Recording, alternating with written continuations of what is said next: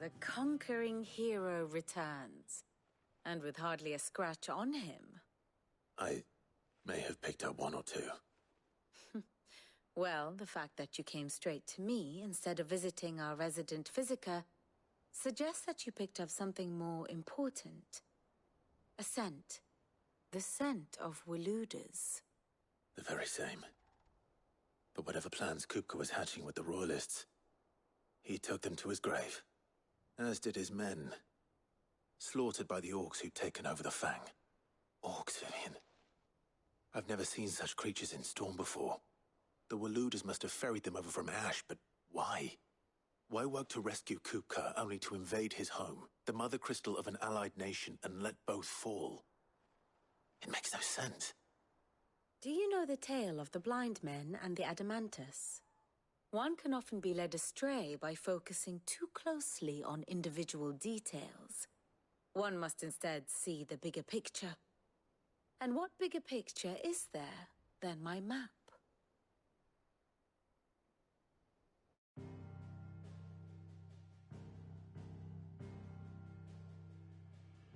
The Kingdom of Waloed claims dominion over all of Ash. It is a nation forged by the bloody conquest of Barnabas Tharm, the dominant of Odin. The Canvarian War of Independence in 849. The Battle of the Twin Realms in 865. The Battle of Belinus Tor in 873. Wheresoever his armies fought, Odin was found where the fighting was fiercest. But of late, the warrior king appears to have laid his sword to rest. Battle rages for control of the crystalline dominion. Yet Tharm sends not a single ship in support of his Dhalmekian allies. Meanwhile, the Blight ravages great swathes of Ash. Yet warlike Waloed shows not the faintest interest in laying claim to untouched lands. So why go to the trouble of sending an army of orcs into the heart of Drake's Fang, only to make no attempt to claim the Mother Crystal for Waloed? It can hardly be for lack of men. Tharm's armies rival any in the Twins. No. We have not seen the last of the Waloeder standard. Odin will ride again. It is but a question of when. And on that day, who will be trampled underfoot?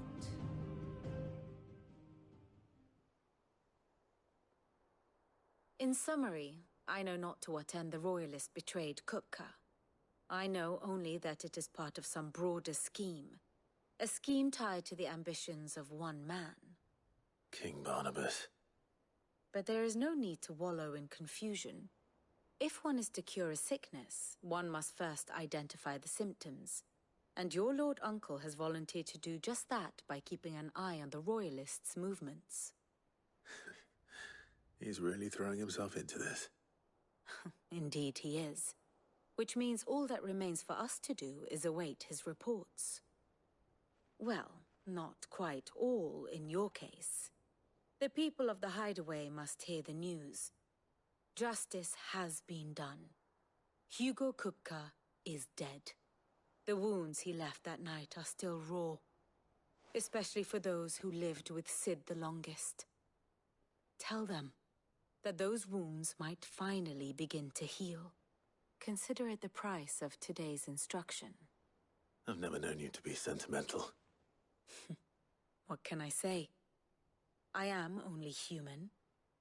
And we are, all of us, sentimental animals at heart. I suppose we are. Very well. I'll go and spread the word.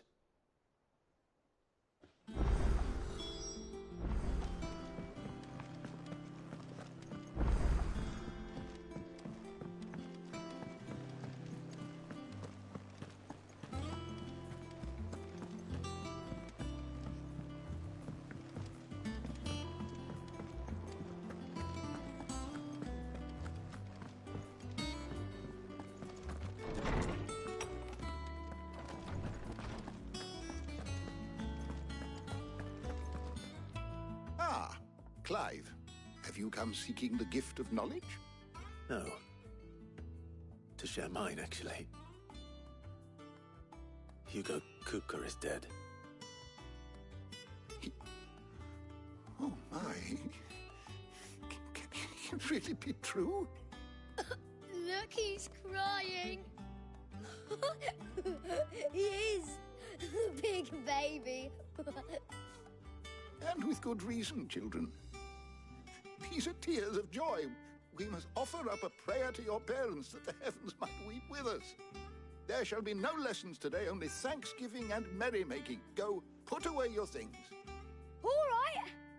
Brilliant.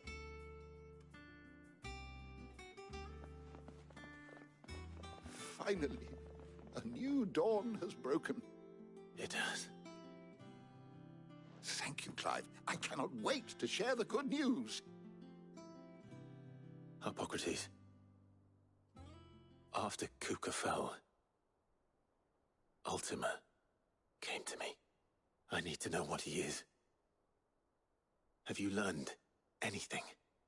Alas, no. And not for want of trying.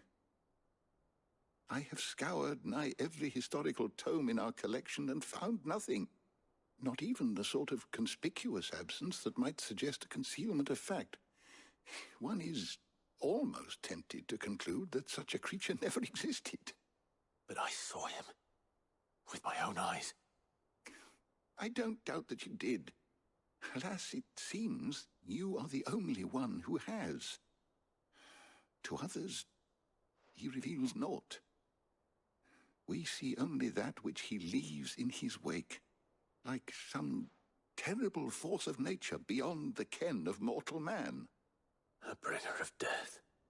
Whether the Ultima you met with was the being itself, or merely another projection of its power, I know not. But until I do, my investigations shall continue. Thank you. It means a lot.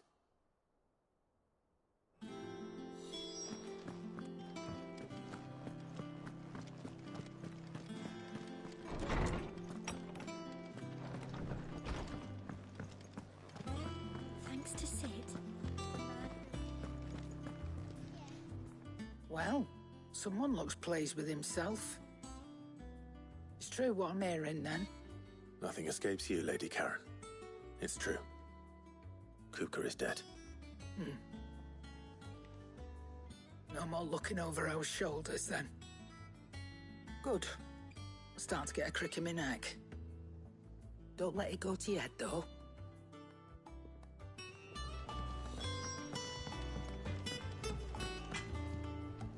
Blackthorn, do you have a moment? What is it? I'm busy. I wanted to tell you that Hugo Kupka is dead.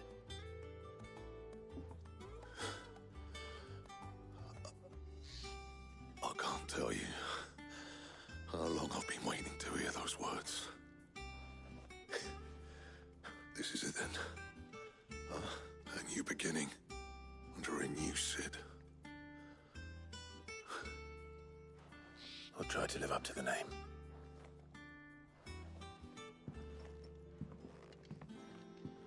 Right. Let's see if Otto has anything else for me.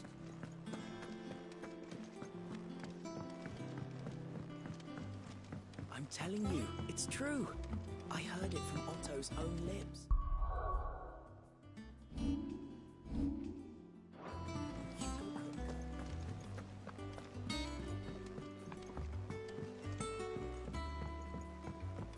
We're seeing troops amassing at every border crossing.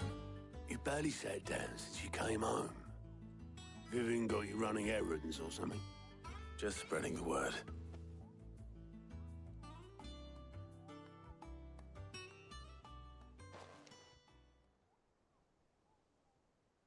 So, the Professor's got a soft side, has she? I'd never have guessed. No. She was right, though. Everyone was glad to hear the news. Ah, but you ain't told everyone. I can think of plenty of friends back at the old hideaway who'd sleep more peacefully for knowing. Not least of all Sid. You should tell him. You're right. I should. And I will. Well, when you do, be sure to take Mid with you. She's been going at it hammer and tongs down in that workshop of hers, trying to do her father proud. But I can't remember the last time she visited the old sod's grave. Very well. I'll suggest it.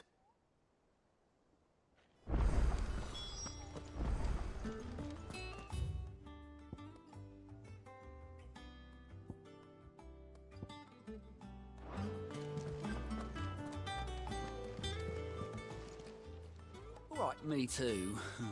Seems like every report our allies sends us brings 100 new headaches for me to deal with. I've been doing my best to keep on top of it all, sending anything urgent straight to the Curse Breakers, just like Otto told me.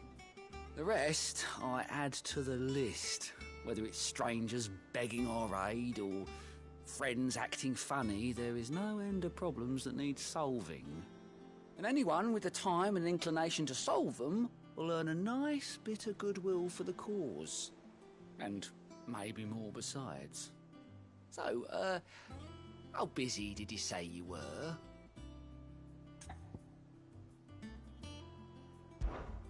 Quick look.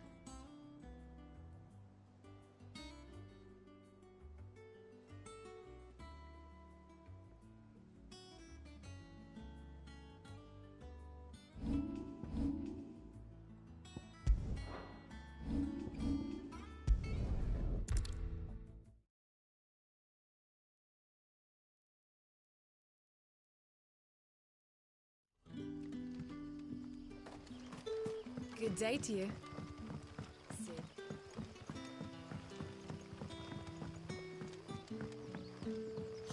The crystals we get from it. We had to dig a new cell. Ah, Clive. Your timing is exquisite, as always. I have a concern which you may be able to assist me with. Go on.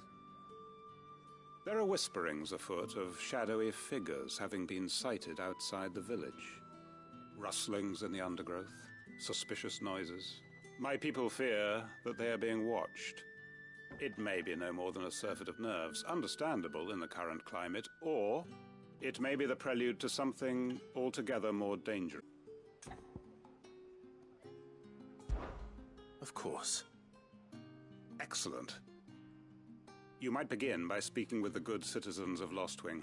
Listen to their tales, and make what you will of them. All right. I will.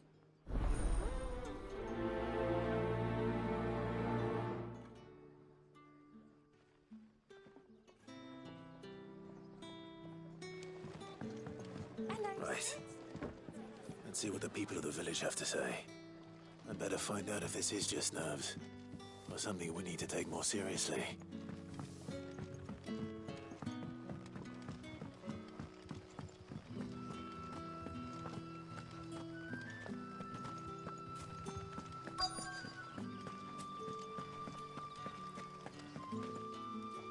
Do you have a moment? There's talk of suspicious figures in the woods. Have you seen anything out of the ordinary? No, but I've heard something. Sound of scraping metal, like someone sharpening a sword. Where was this? In Lorbert's Pass. Was out foraging for herbs when I heard it, screeching out from between the trees. Ran back here as quick as my legs would carry me, and I ain't been back since. I see. I'll look into it. Thank you.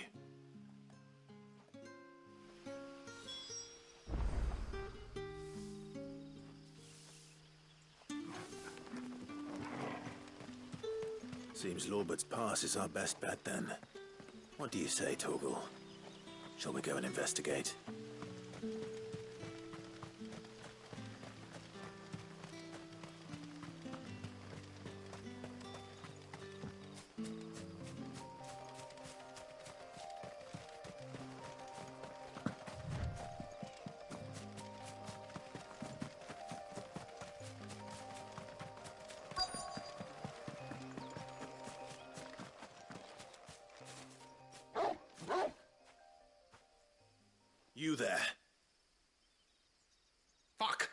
seen us.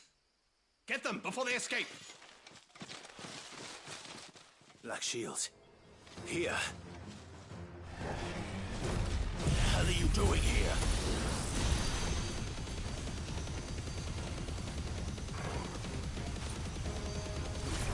What is it to you? Not that we give a damn. All that matters to us is that you don't leave here alive.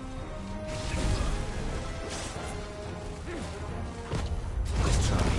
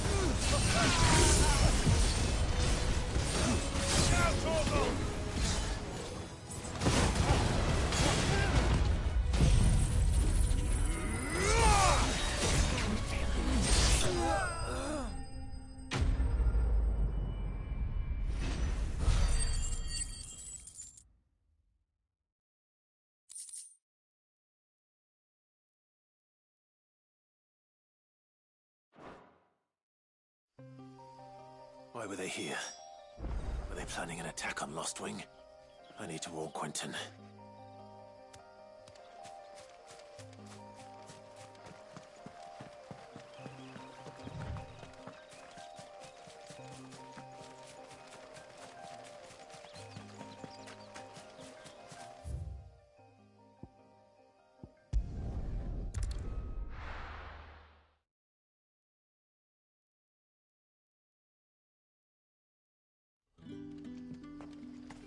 Good day to you.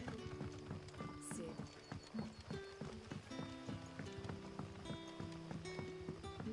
The crystals we get.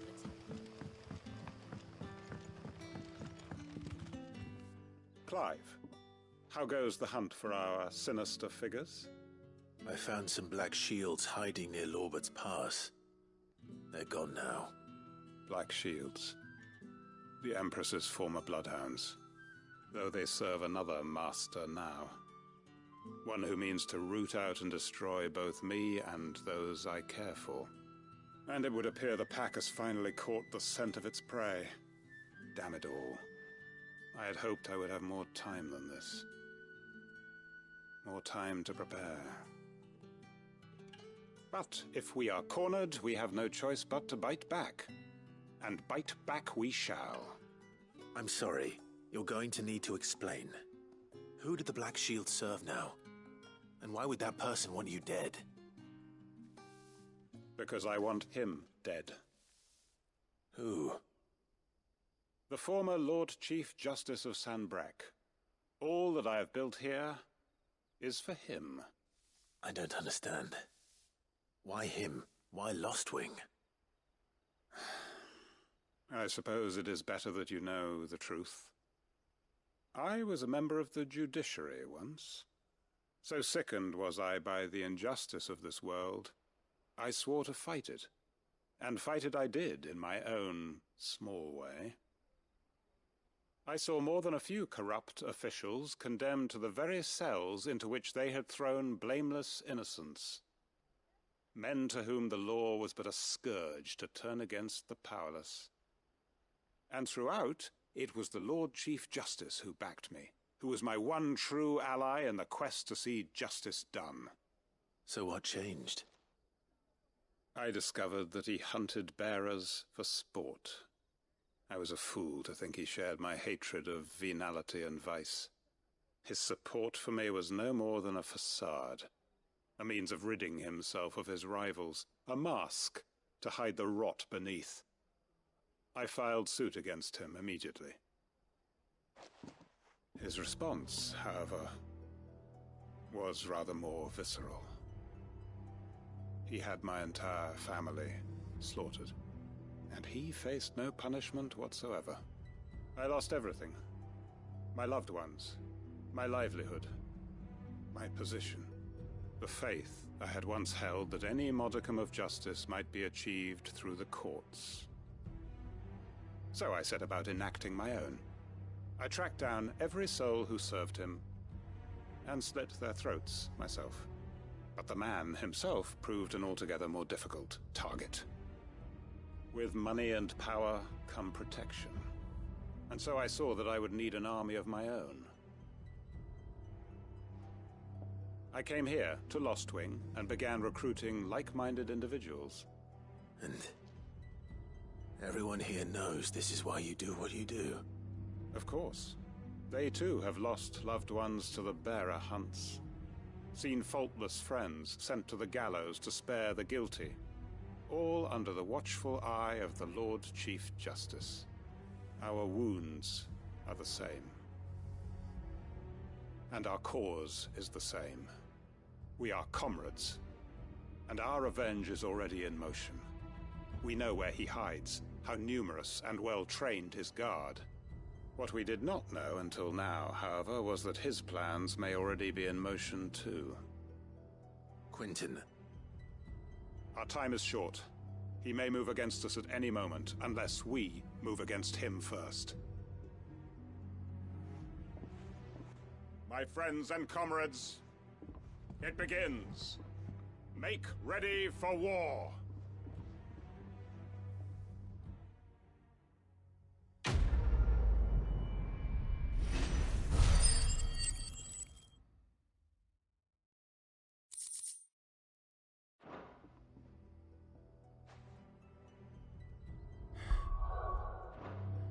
I'm not going to change his mind.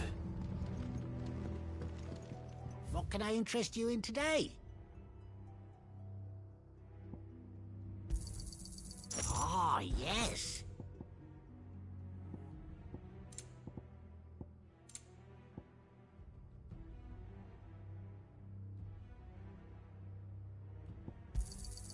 I hope it's to your liking. Good day.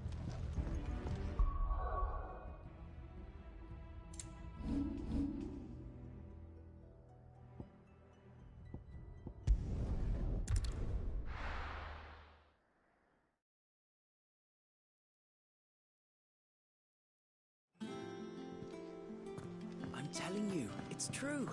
I heard it from Otto's own lips.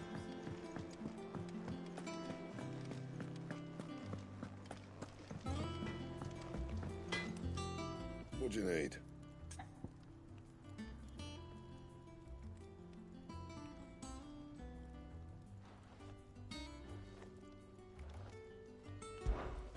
What do you want?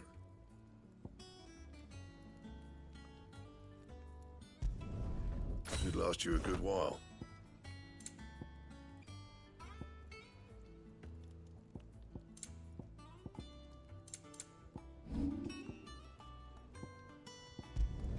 Not my best work, but it'll do.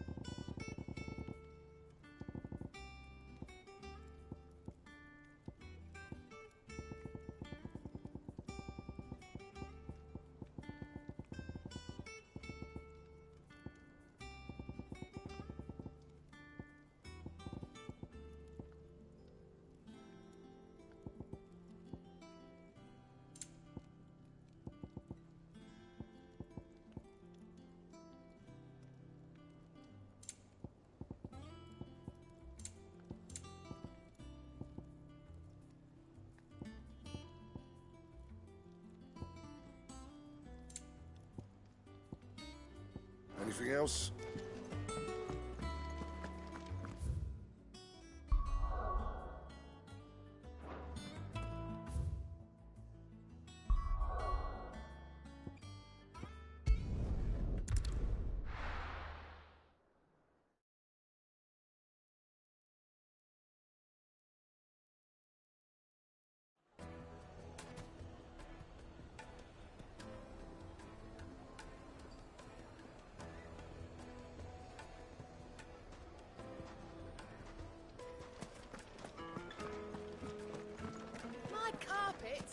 most fragrant herbs and spices from the... Gone, just like that. And without so much as a by your leave. What's the matter? It's my apprentice. He up and vanished while my back was turned. I'd go and look for him myself, but I've got a bakery to run. A bakery that's now short one pair of hands. Loath though I am to rely on the kindness of strangers, I'm at a loss. Please, will you see if you can find him?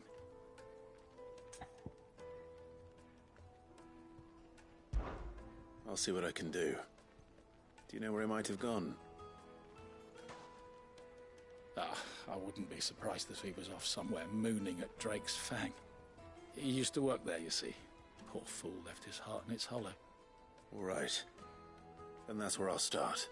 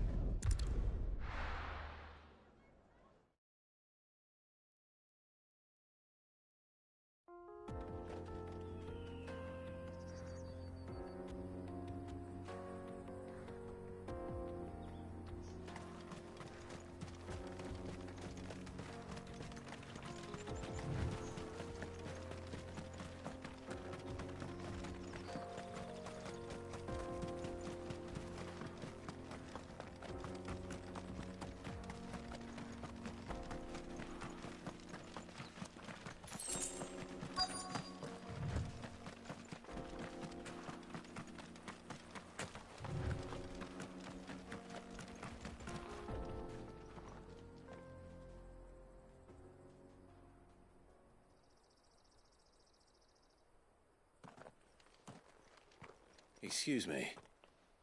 What do you want? The baker sent me to find you.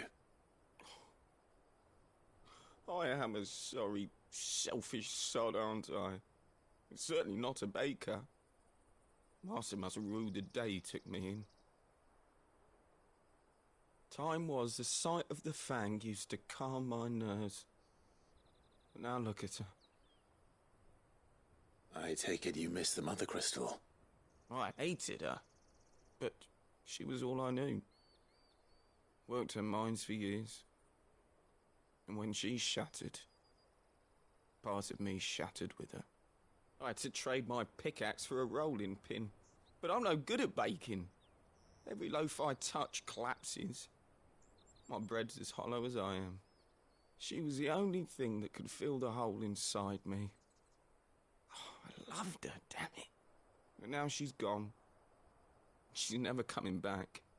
What am I supposed to do? I ask her. How does a shell of a man learn to live again?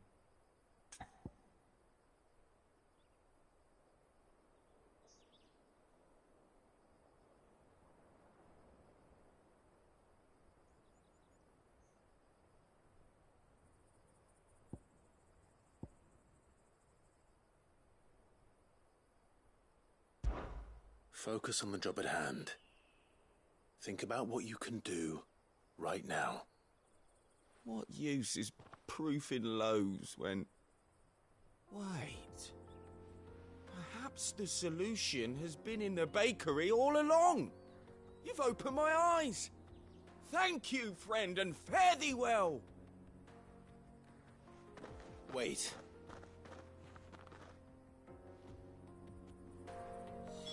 Suppose you won't be needing an escort then.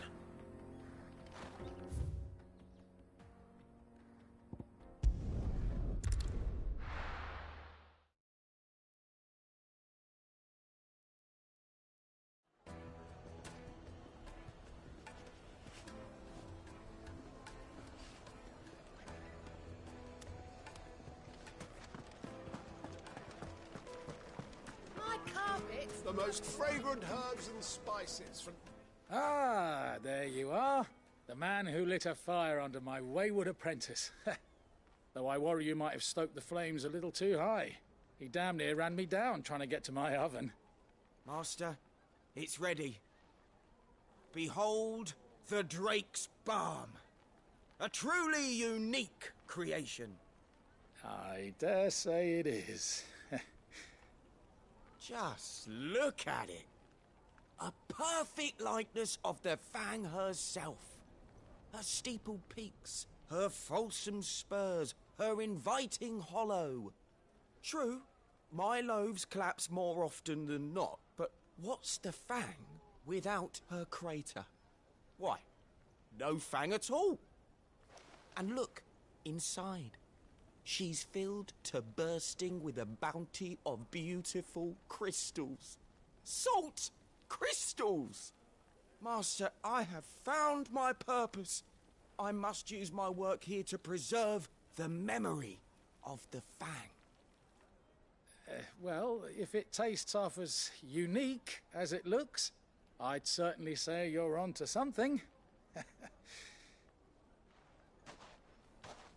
Not only is my apprentice back, but he's finally pulling his weight. With any luck, I might even have a new delicacy on my hands. I don't know how you did it, but you have my thanks.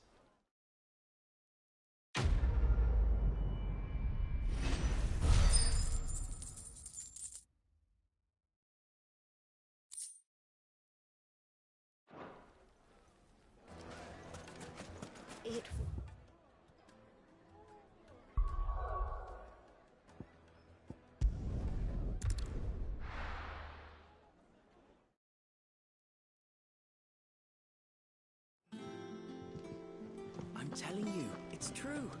I heard it.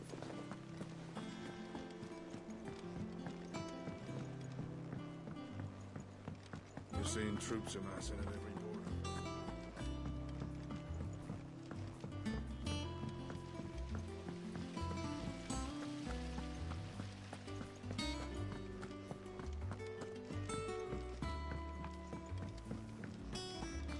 I think Mid might need some help. If I don't come up with something soon. All right, Clive? What do you want? I'm going to visit Sid, and I thought you might like to come with me. Sorry, I'm too busy for all that right now. I've got to get this thermal displacement stack sorted. Thermal... Displacement stack. Here. And this is for... Only the fastest, finest ship the world has ever seen. The Enterprise. Me and my dad designed it together. Where other vessels rely on the fickle winds to drive them through the water, ours is fitted with mithril engines. And those things have got more push than a behemoth in a bad mood, and more heat than all the hells put together. Which is where the stack comes in. I may have already talked some tight-lipped shipwrights into putting the hull together for me in a little dockyard in Canva. But the stack's a bit more involved, so I'm building it here. Thing is, it's so involved that I'm running behind and it's starting to hold things up over at the shipyard. I'll come and see my dad, though, when I'm done. Whenever that is. Is there anything I can do to help? Good old Clive. I were hoping you'd say that. First things first, I need some parts meching. The stack will be made up of 3 major components. There's the plating, here, that channels hot vapors away from the engine. The helm over the top, that disperses all that heat into the air. And the shielding around the sides. That stops the rest of the ship from going up in flames. A full suit of armor, then. Probably best to take it one piece at a time. Then you'll need to start with the plating. Everything else fits onto it. I've got the designs and the list of materials here. Show these to Blackthorn. He'll know what to do. I can't make head nor tail of them. Luckily, you don't need to.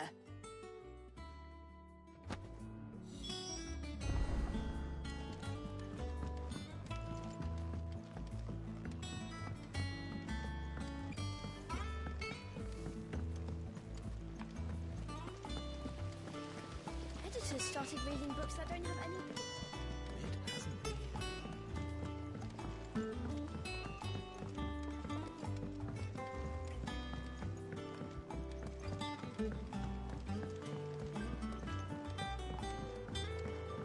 I went up to give some greens to the...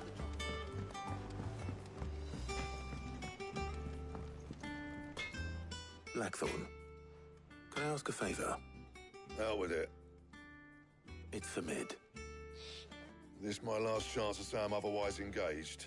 Spare myself the arseache. Go on then. What is it this time? She said you would know. Here.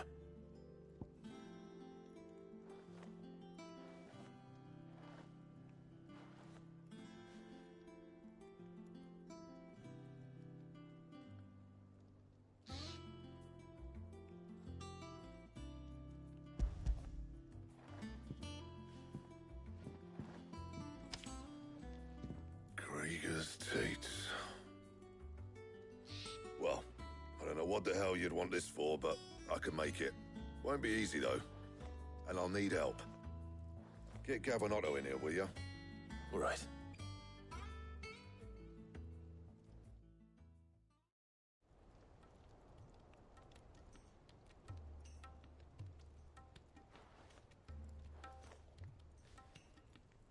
So Mid's roped us all in here again, has she?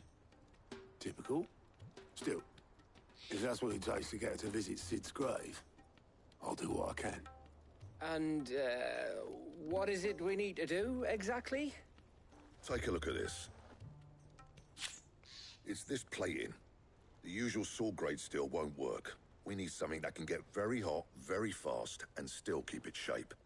That means an alloy. Something that won't break or buckle at the temperatures she's talking about. Which is where you lot come in. I need materials, and I've got my work cut out already. You'll have to fetch them.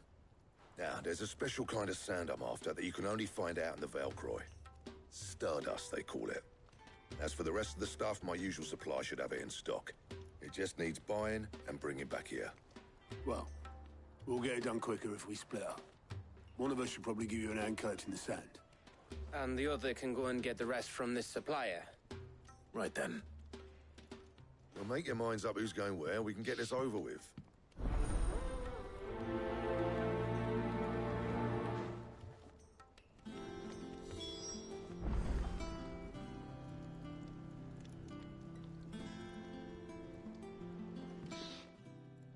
You going after the Stardust then, are you? Which one of these two lucky souls is going with you?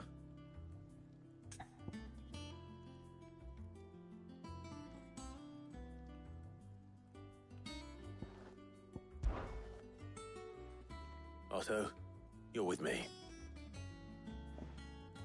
All right, then.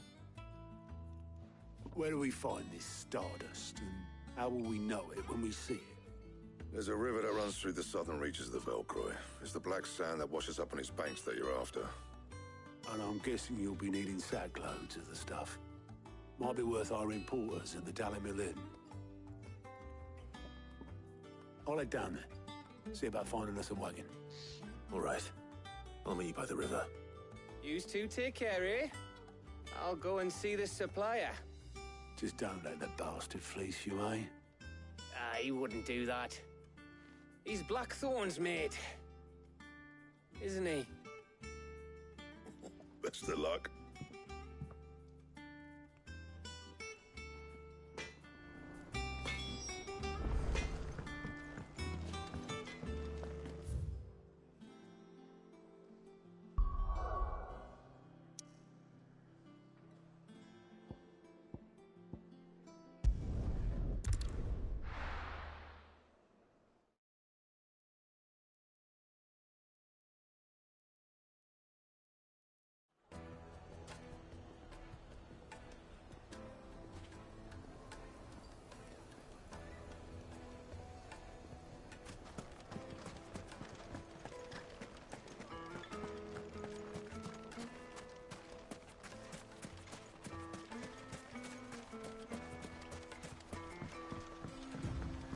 Looks like I found the river. Now where's Otto?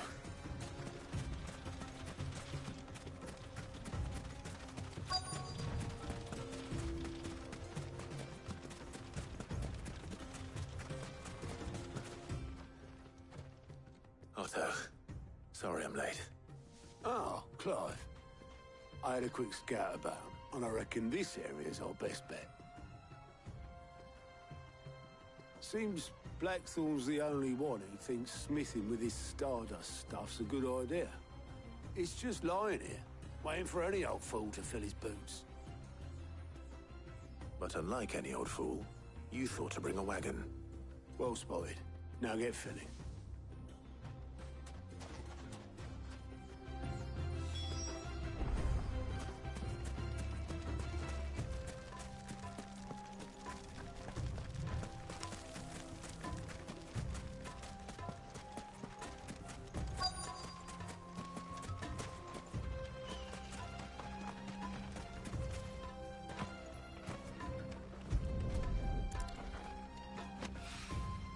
So this is Stardust. It just looks like black sand to me.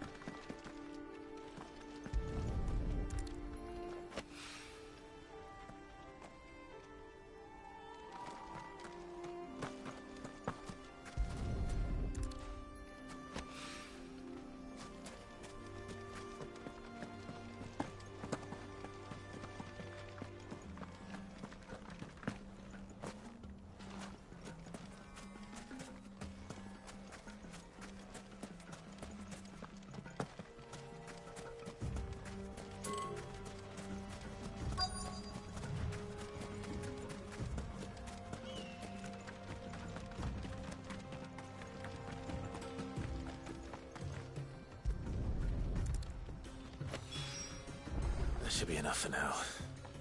Let's see how Otto's getting on.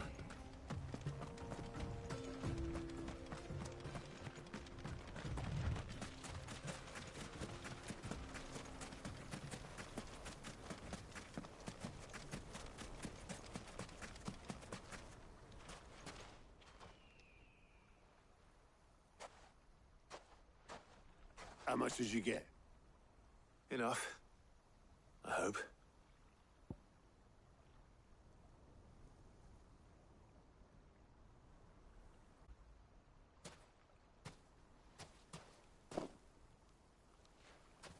More than me.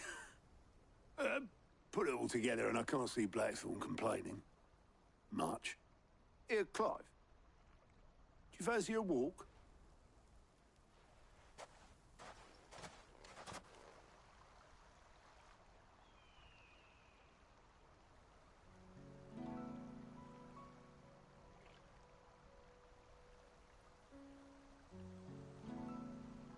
Sid will be proud. Of what? Of you, you idiot.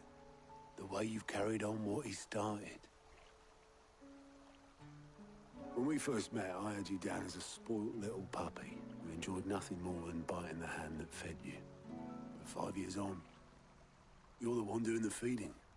So thanks for proving me wrong. You weren't wrong. But I changed. Thanks to Sid. And thanks to you. When I suggested taking on his name, you were the first to back me. And if you hadn't, no one else would have. I couldn't have done any of this without you, Otto. Don't give over. You're making me blush. All I did was choose hope over despair. I gave you a chance, yes, but you're the one who took it. You took a rabble of homeless, hopeless outcasts and put them back on their feet. Gave them something worth fighting for, just like the old Sid did.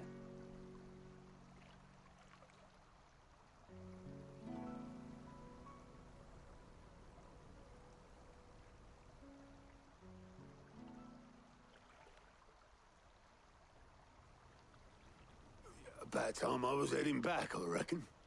All this scrabbling about in the sand's taken its toll on the old pins. I'll see you back at the hideaway then. You can take a well-earned rest when you get there. Oh, I plan to. Believe you me.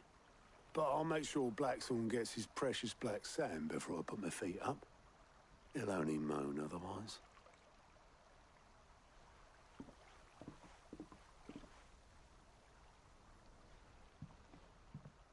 Right. Ready to go home, boy?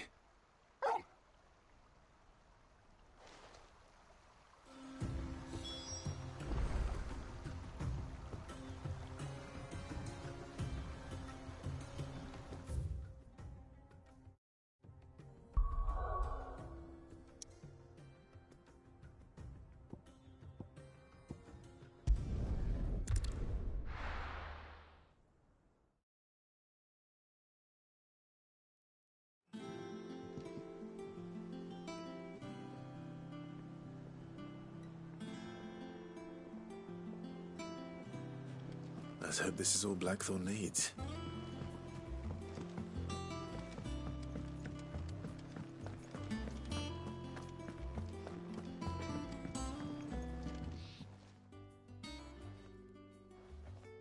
Blackthorn, got everything you need? Yeah. Yeah, I do. Cheers for the Stardust. Should be enough to be getting on with. Nice to get out and about for once. Let's do it again sometime, eh? I'll make a start on putting this thermal plating together then. It will take some time, mind. So if you've got other things to be getting on with, I could do without you breathing down my neck. Thank you, Blackthorn. I'll let Mid know construction's underway.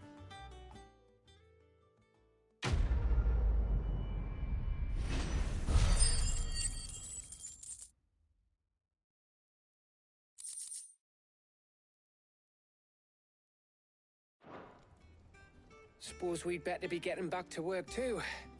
Give us a shout if you need anything.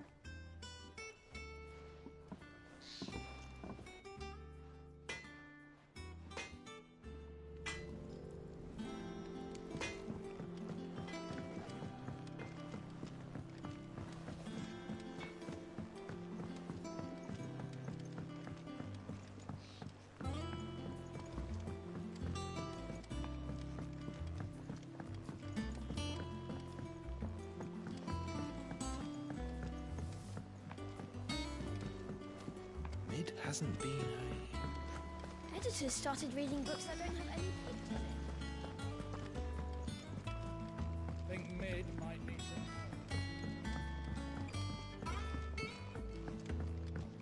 If I don't come up with something soon. You'll be pleased to hear that Blackthorn started work on the plating. Excellent. 1 down, 2 to go. So, what's next? The helm, of course. For this, we'll be repurposing fallen scrap. Salvage from the ruins? I thought that material was all but impossible to work. Ah, but we don't have to. I'm sorry. Just so happens there's one particular ruin that's broken into exactly the right shape and size pieces for what we need. What's the name back there? I'll give you all the details. What's her name? Right.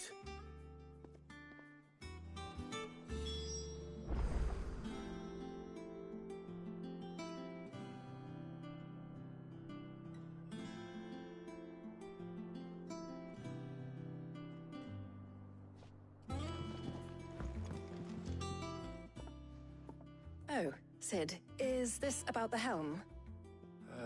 Yes. Mid said I should speak with you. I'll show you the plans then. Here you see the Mithril engine, in which Mithril is burned to generate heat. That heat is then harnessed to produce motive force. Excess heat is dealt with by means of the thermal displacement stack, which disperses it into the surrounding air. Now, were we to rely on thermal plating alone to achieve this effect, the rate of excess heat buildup would far exceed the displacement coefficient of the plating. In other words, the reactor would overheat and eventually explode. This is where the helm comes in. It connects to the plating, you see, and serves as a sort of thermal sink to absorb all that excess energy.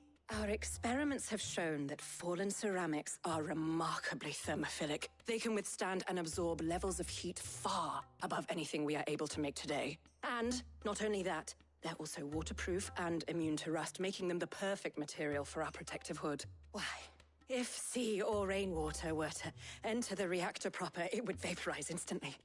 The forces produced would tear the ship from stern to... You can stop there. I understand. Mid said we might be able to use parts of a fallen ruin. Where would I find it? Ah, yes. It's in Lorbert's Pass, near Lostwing. The thing is, well, I probably should have arranged to have the pieces we need brought here sooner. You see, a certain unwanted visitor has taken up residence there. It's no longer a matter of just walking in and taking them. It's, going to be considerably more dangerous than that. I see. Then I suppose I'd better deal with this unwanted visitor for you. Would that help? Oh, very much. Thank you, Sid. I'll gather my team and head there right away. We'll meet you outside the ruins.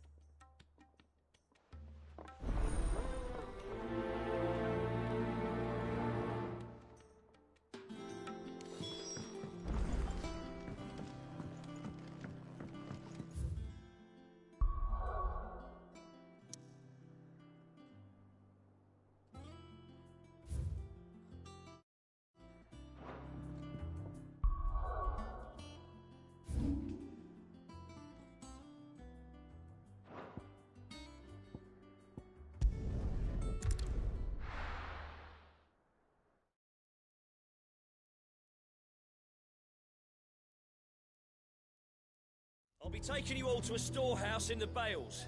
Leave anything you don't need behind.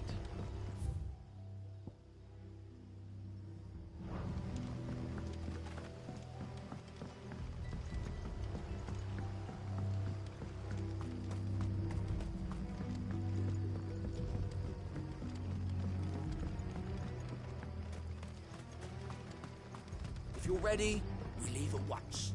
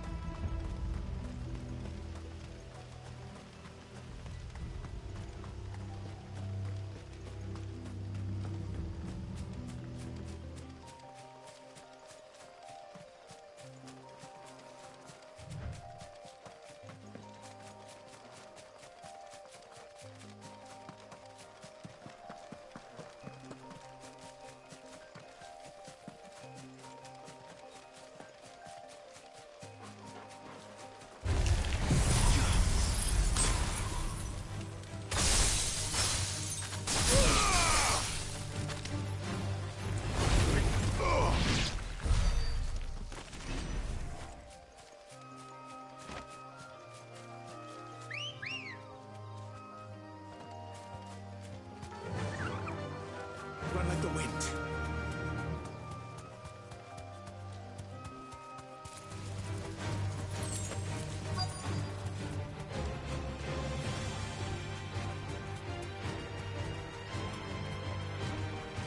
Straight home now. Oh, there you are, Sid. Thanks so much for coming. The, ruins are just over there, as is the creature I told you about, I'd imagine. Would you mind? Of course. I'll be right back.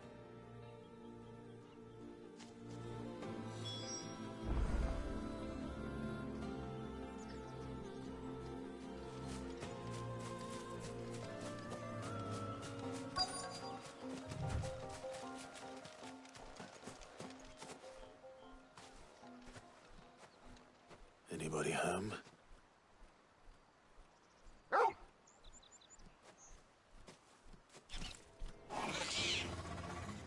This must be our unwanted visitor. Time to go.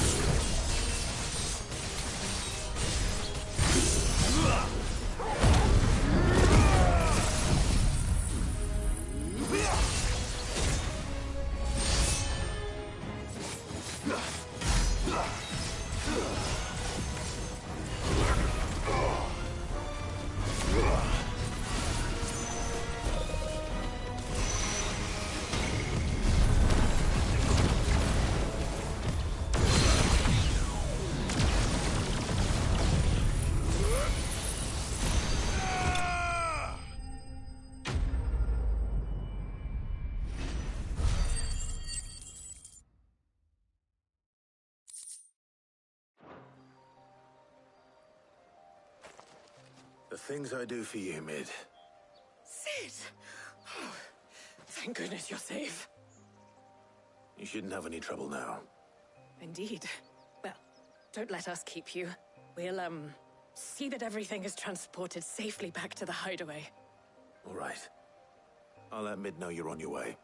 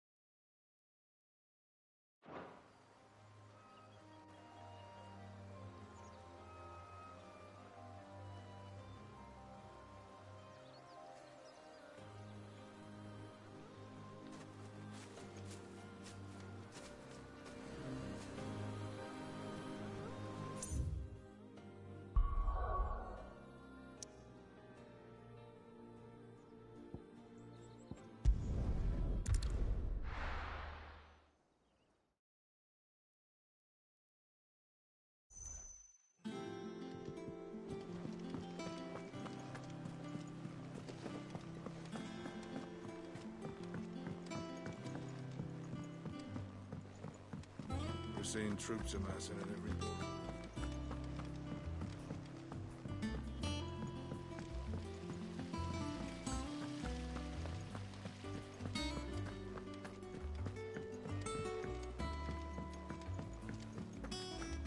I think Mid might need some help.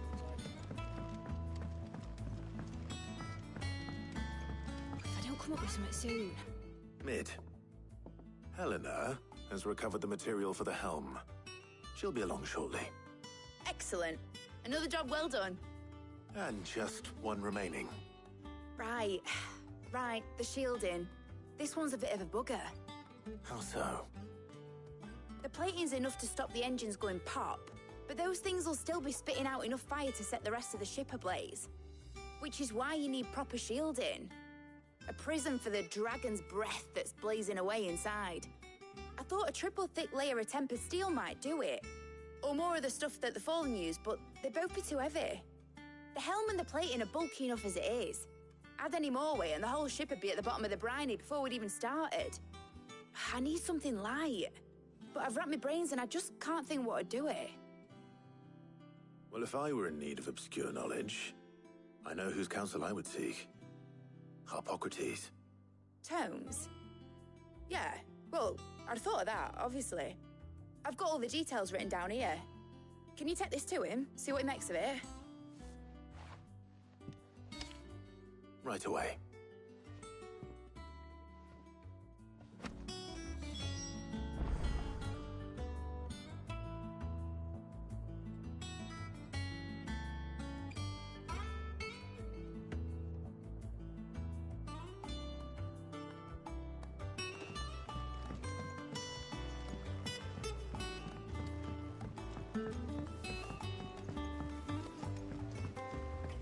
Editors started reading books that don't have any pictures in. Mid hasn't been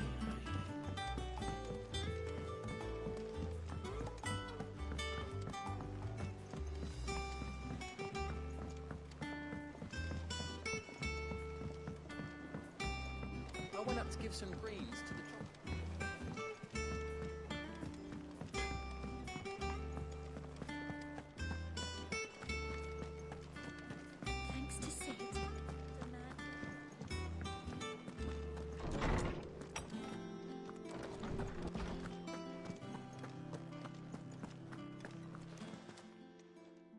Harpocrates, do you have a moment?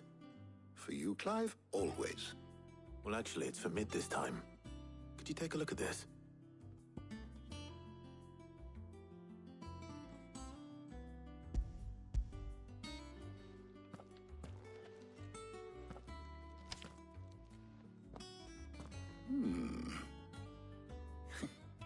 Shielding for a mithril engine. Whatever will that girl think of next? And what are these notes around the edges? She has some specific requirements for the materials. The shielding needs to be able to resist extreme heat on the inside, and yet remain cool enough on the outside not to set the ship alight, while also being light enough not to sink it. As you can imagine, she's struggling to find anything that meets her needs. I see. I wondered if you might know of a solution, or if you might be able to search the records for one.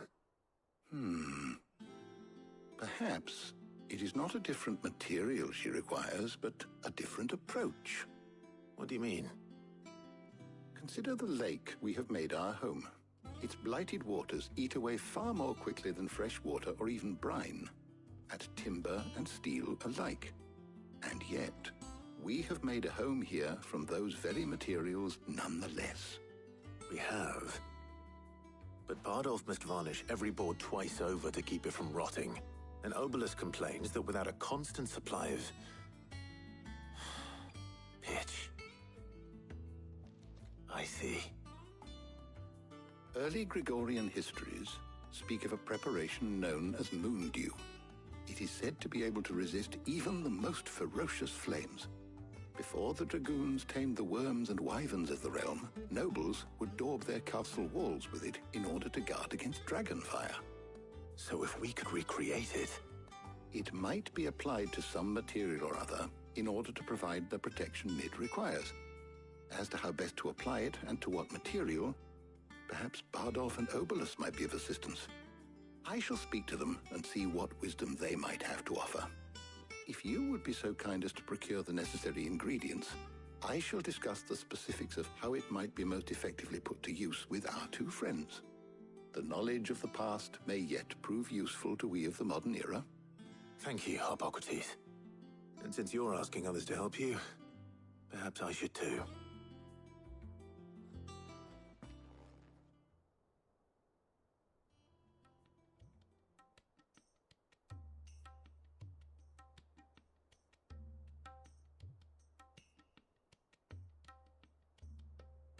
So you need a hand, do you?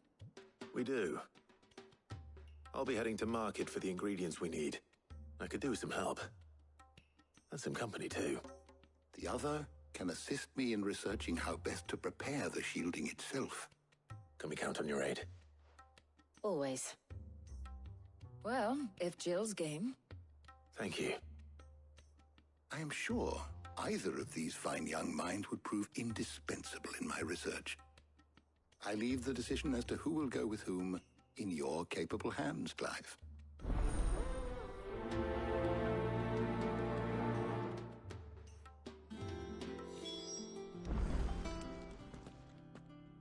So, Clive, have you made your decision? Who will accompany you on your little excursion?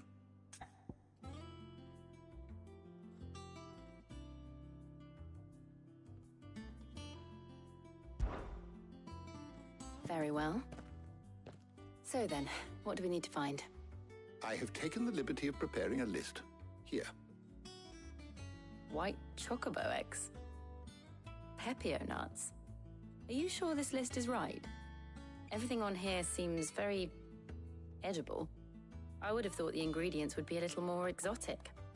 Though these items may seem mundane, they have potent effects that are rarely exploited, effects for which they were once highly prized. So much so, in fact, that they were harvested almost to extinction, hence moondews having fallen from favor. Now, of course, they can be obtained with ease. You should be able to find everything you need at the market in Northreach. Is that so? I've been meaning to visit Northreach anyway. I'll set out now. Join me there when you're ready. I will. Until then. You two enjoy yourselves. You too, Talia.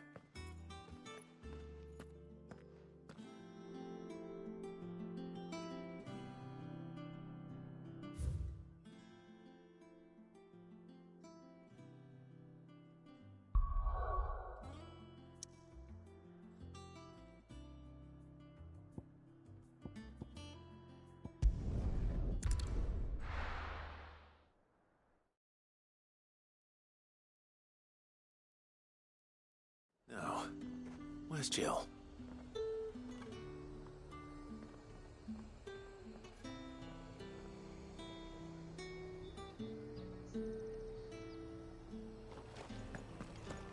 Keep them pilchards nice and chilled. Are those Pepio nuts? How goes the hunt for ingredients? I've only just started. I'm sure everything we need is somewhere amongst all these stalls, though. Why don't we split up and see? We'll take a couple of ingredients each. All right. What am I looking for? How about you look for the Pepio nuts and some garlic? I'll find the other things we need. We can meet by the gate when we're finished.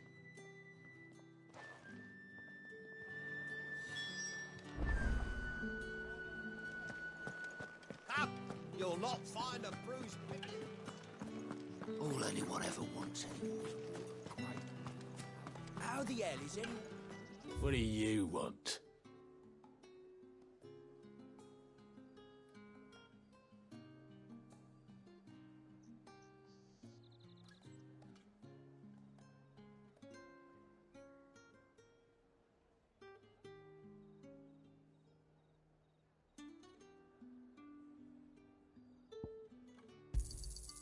And?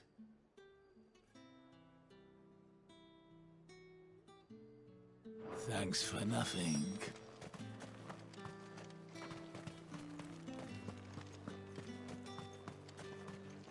You haven't much, but you're free to look.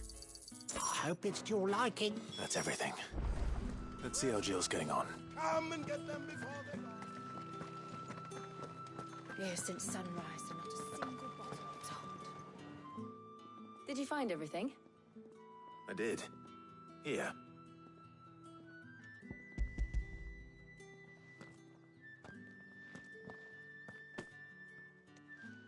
Garlic and Pepio nuts.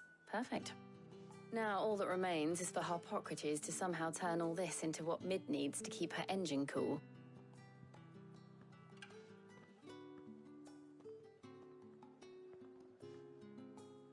But before we head back, would you walk with me a while?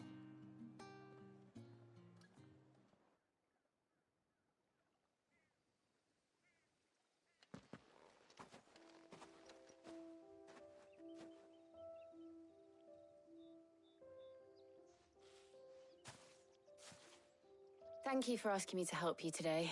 It makes a nice change. It does. It's good to get away from all the battle and bloodshed for once. Just being here reminds me of when we were children. Do you remember? Walking down Market Street in Rosalith, taking in the sights and smells. How could I forget? What with Torgal's antics. Remember how his nose would prick up at the scent of sausages? He'd go racing away and we'd have to go running after him. We wouldn't catch you now, would we, boy?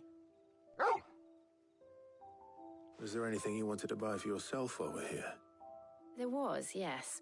Well, sort of. Molly in the kitchens told me about a place that sells particularly good pies. Thought you might like to share one with me. I would. Thank you. And I saw some bread.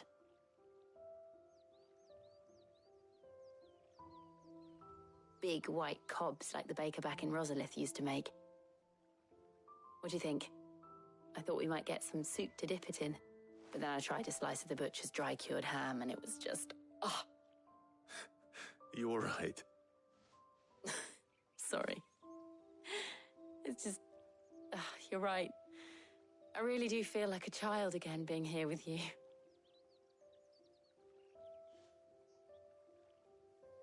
Clive. Is it wrong of me to enjoy this? Jill.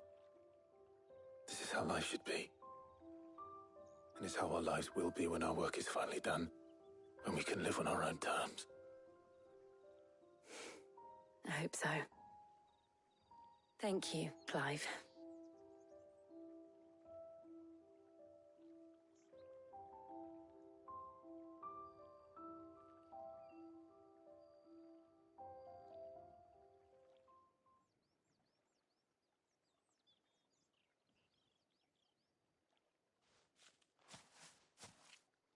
Well, I suppose we better be getting back. I need to give these ingredients to Harpocrates and Talia. I'll see you at the hideaway. Take care. I will. You too.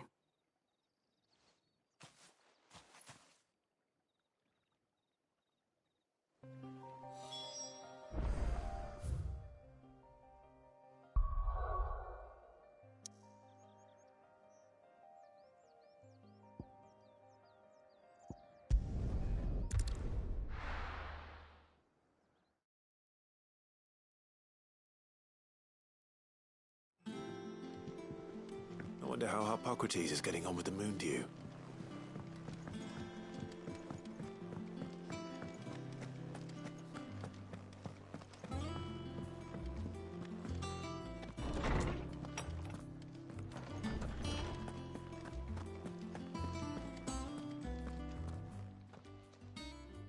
How's work on the shielding progressing, Harpocrates?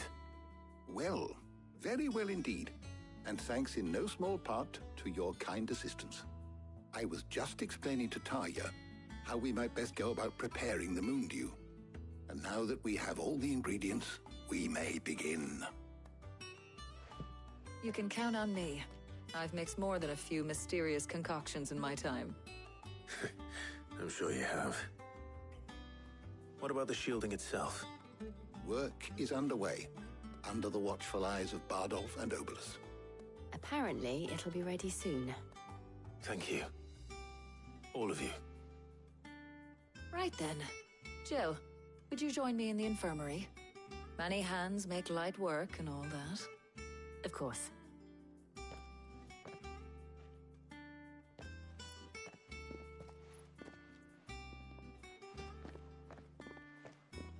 Oh, and Clive, thank you. It was nice just being with you.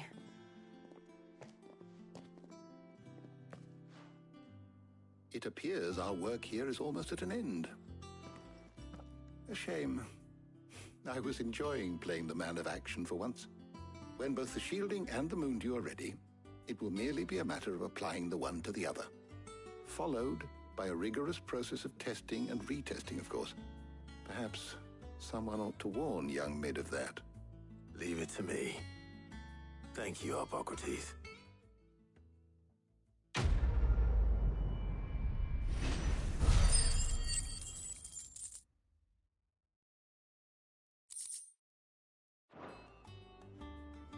Well, I'd better go and give Mid the good news then.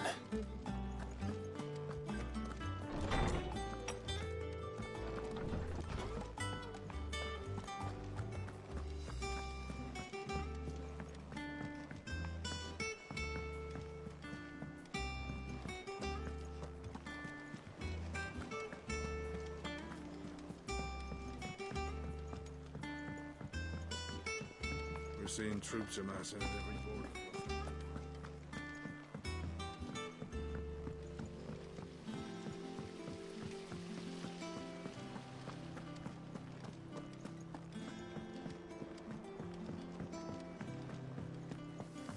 Think Mid might need some help tidying up.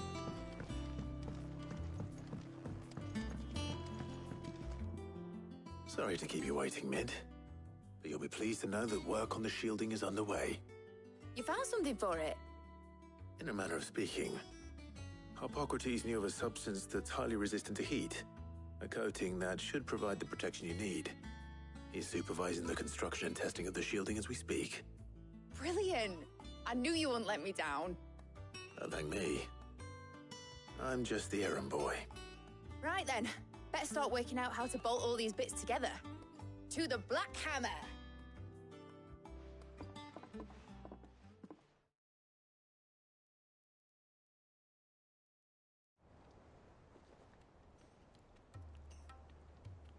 know, when I got into the smithing game, I thought I'd be making swords and shields, not thermal bleeding didgeridoo-dahs. Whatever you call it, I ain't putting it together in here. It's cramped enough as it is. Let's take this outside. Mid, you get all the parts lined up on the deck. I'll take care of the rest. On my way. Oh, and bring me the biggest hammer you can find. This is gonna require some precision walloping.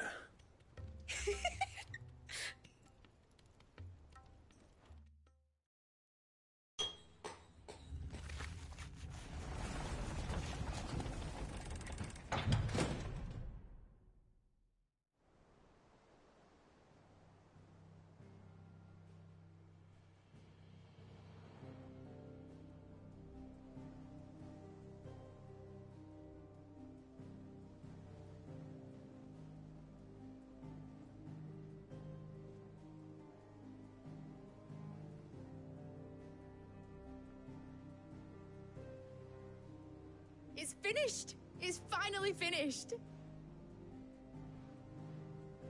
Thank fuck for that. I'll be feeling my hammer arm for weeks. Thank you, Clive, Blackthorn, everyone. That's one down and just 3 more to go. I'm sorry. Oh, didn't I tell you? The Enterprise has 4 mithril engines, and we'll be needing a displacement stack for each. You don't mean... Don't worry. Now they've got a finished one to work off. My gang in Canva can build the rest. Good luck to them, I say. Right, I'm off to get a sling for this elbow. Any other work comes in, keep it to yourselves, eh?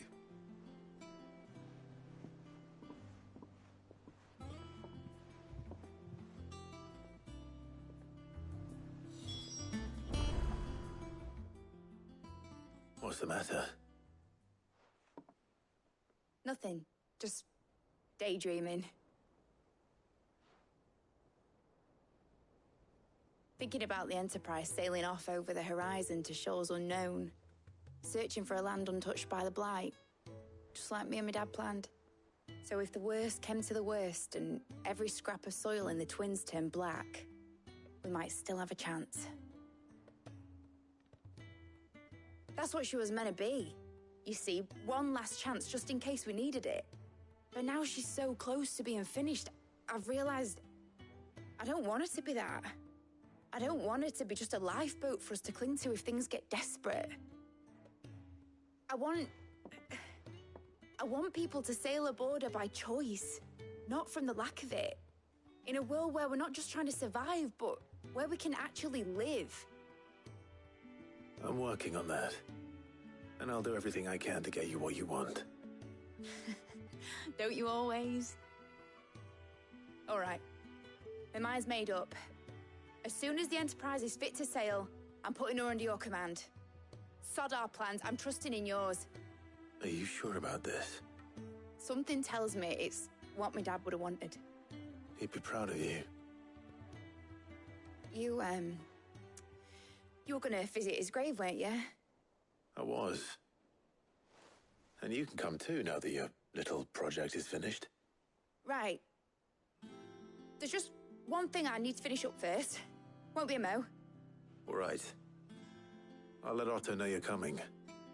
Meet us in the mess when you're ready. Aye, aye, Captain.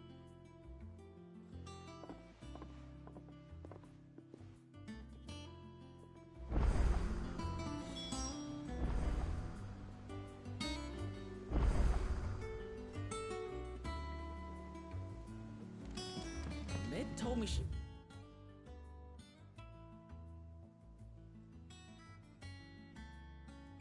She's building a ship. Really?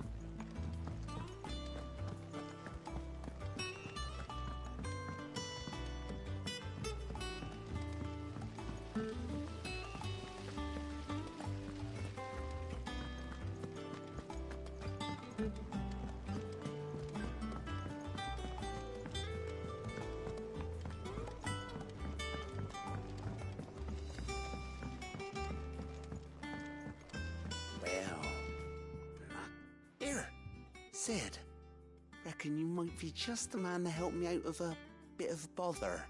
if you've a mind to. Let's hear it. Well, it's about this alembic the chief's got me making.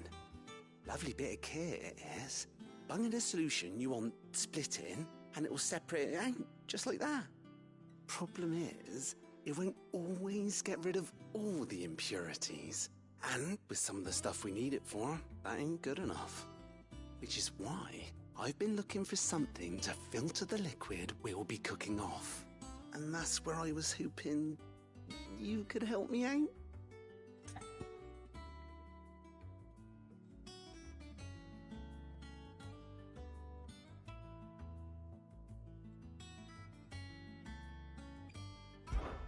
I imagine Ty could get some use out of this alembic too.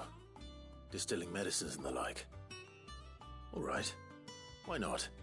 Proper job! So what exactly do you need for this filter? Nothing but bomb ash'll do, says the chief.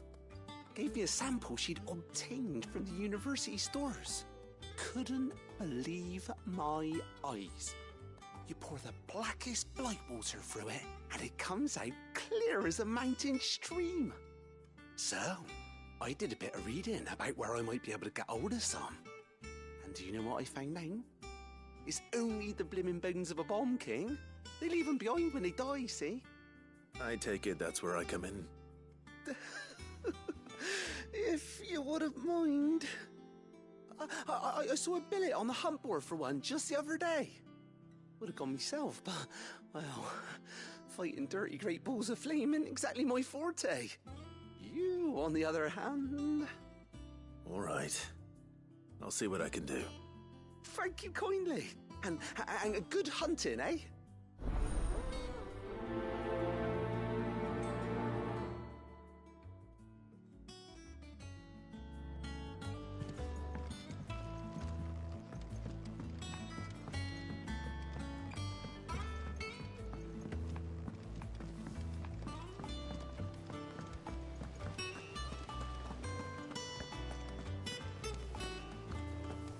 Wish I could take one of our birds.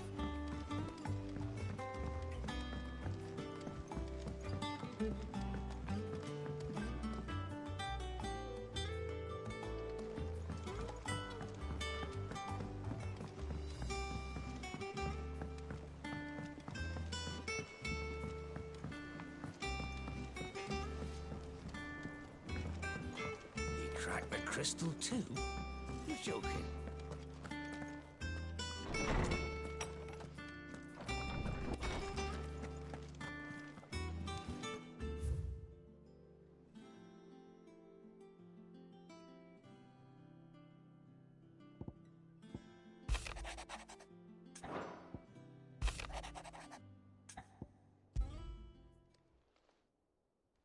Hopefully it's nothing.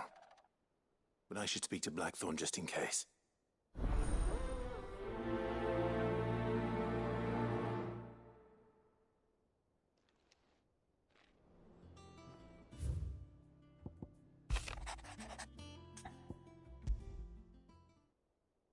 What could be wrong with Torgor? He seemed well enough when I last saw him.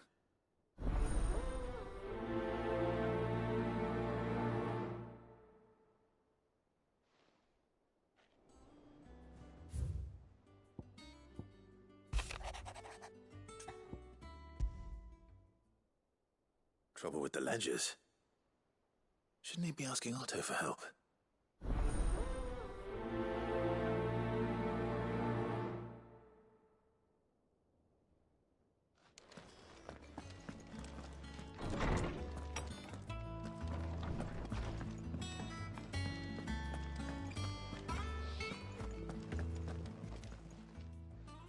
I got your note.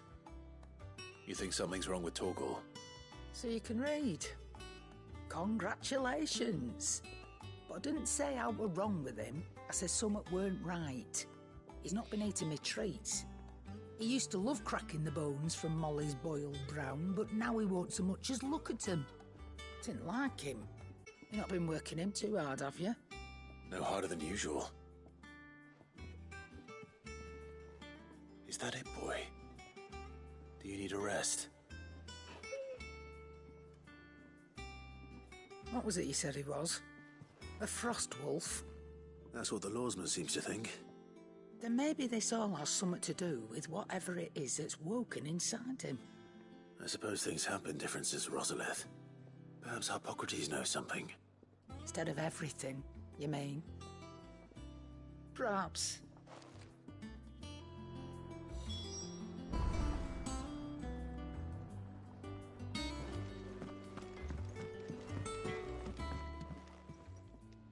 Blackthorn, do you have a moment? Not really, no. This won't take long. I just wanted to ask how you're getting on.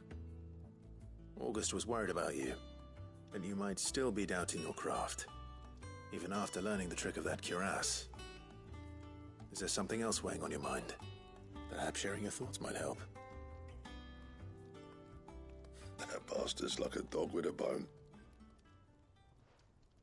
Still, he's got a keen eye, I'll give him that. He's just, well, Karen showed me something.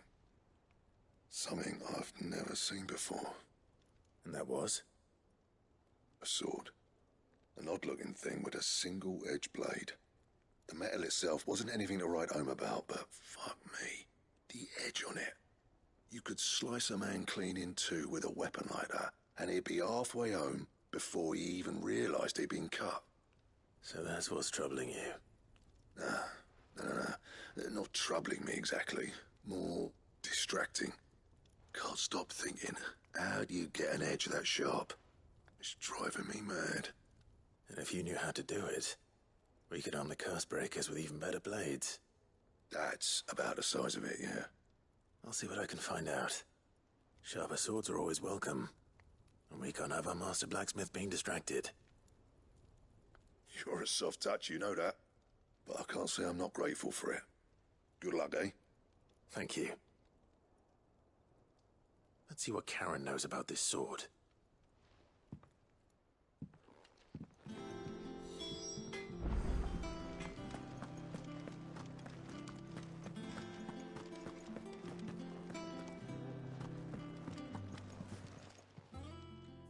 You're looking well, Karen. What do you want? Out with it. I want to know about the sword you showed Blackthorn. Single-edged and extremely sharp. Running around after him again, are you? I suppose I am, yes. But I need to help him find out how to work an edge like that. It's driving him to distraction. Little wonder, I suppose. There's not many like that make it as far as the twins, and those that do go straight into private collections. Which made it nice and easy finding a buyer. Can you tell me who bought it? Where is it now? You think I tell people who my clients are?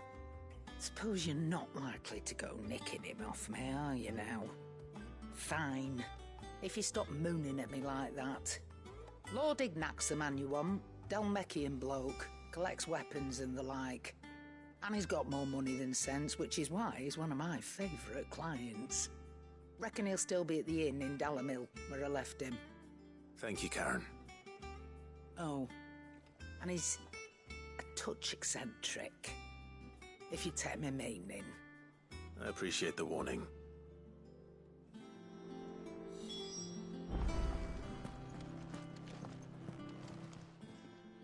And what can I do for you?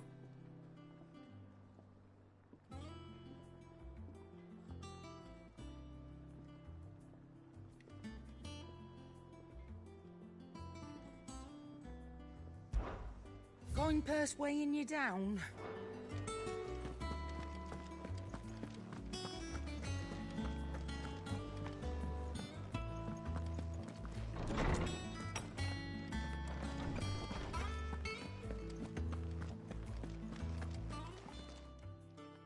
Lawsman, I need to ask you about Torgal.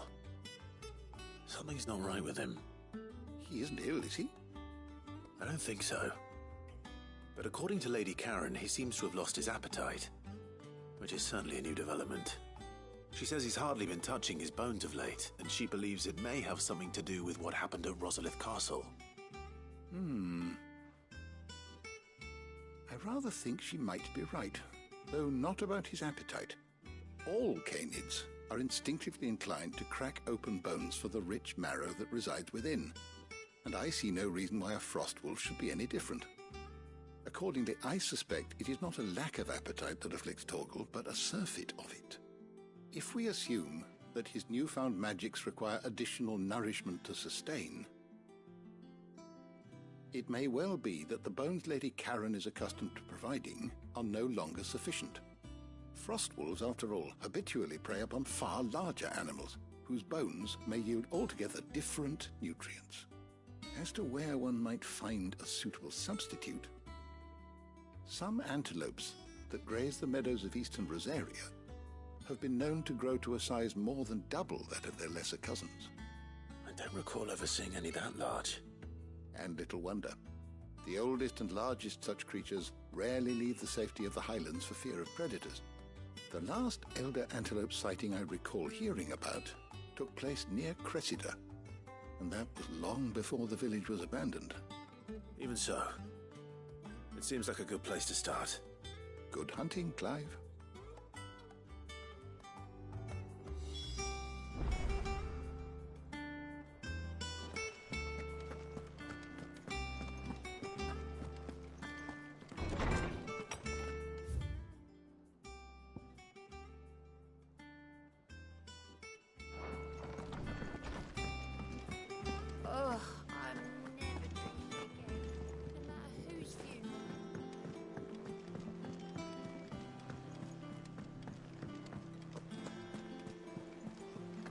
Is that the thing Tomes helped to build? They told me she was building a ship.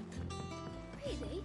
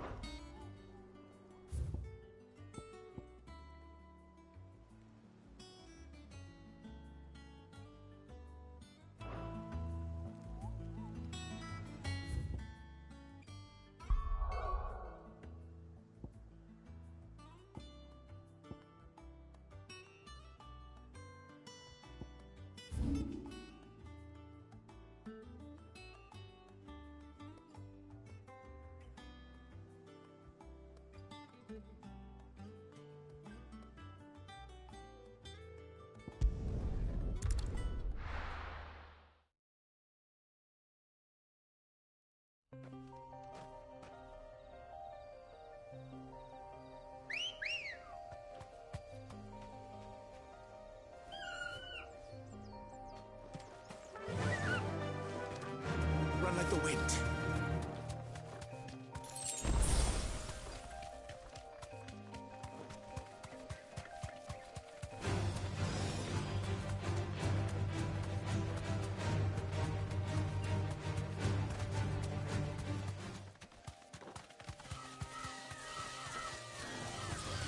Time to fight.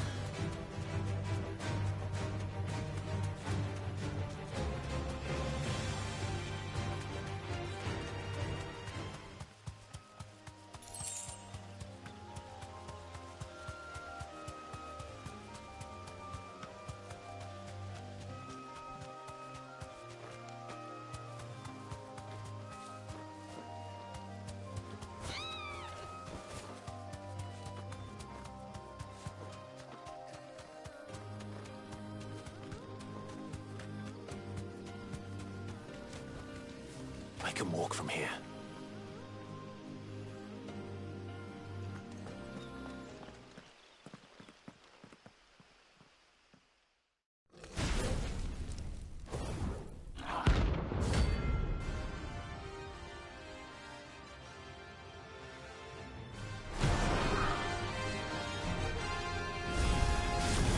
Look what we have here. Greetings, Your Majesty.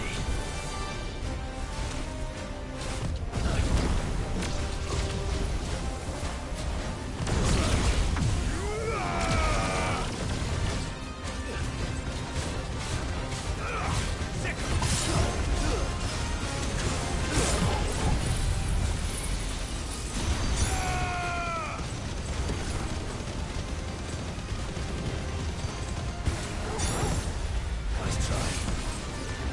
This one.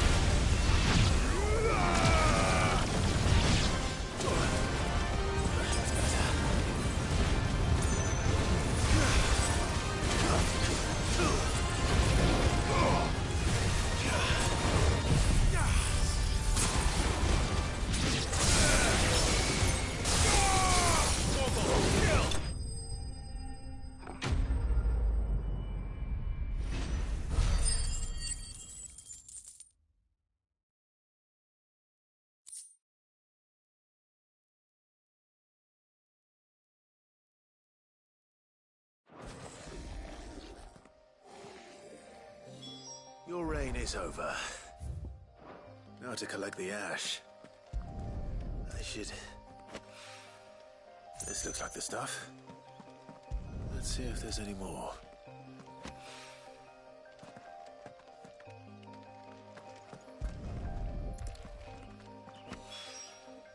That should do it. If I need...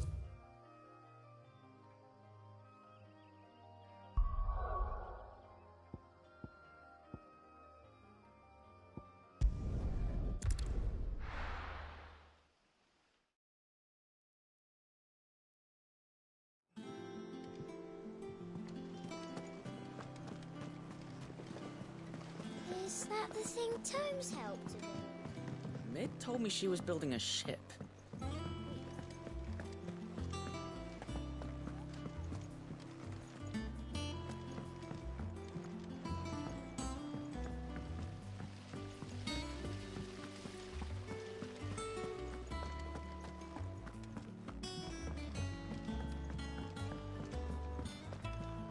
I think Mid might need some help tidying up that workshop.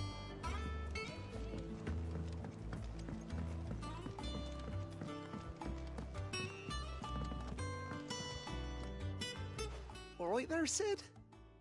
How's that hunt for the bomb ash going? I have it here.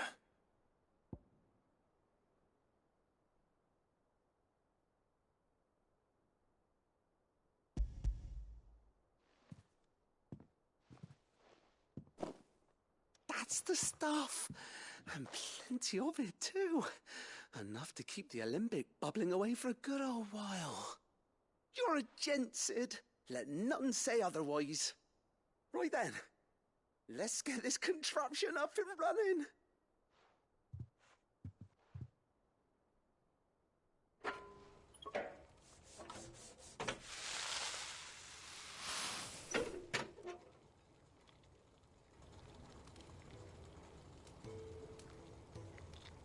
There we have it.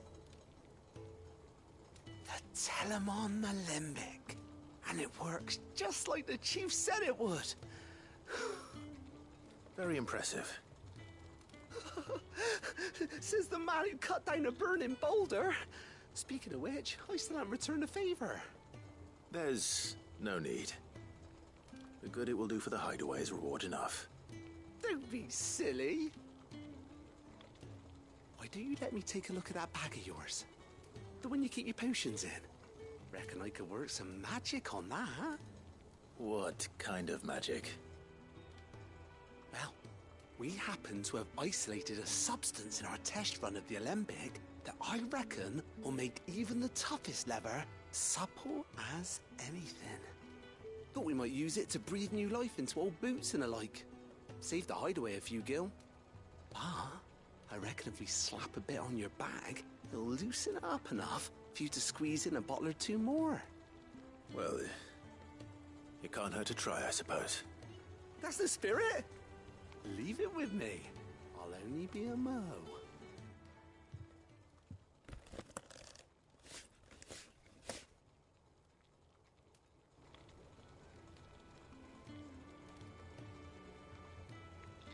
Well, what do you reckon? It certainly feels more flexible. Right? Told you.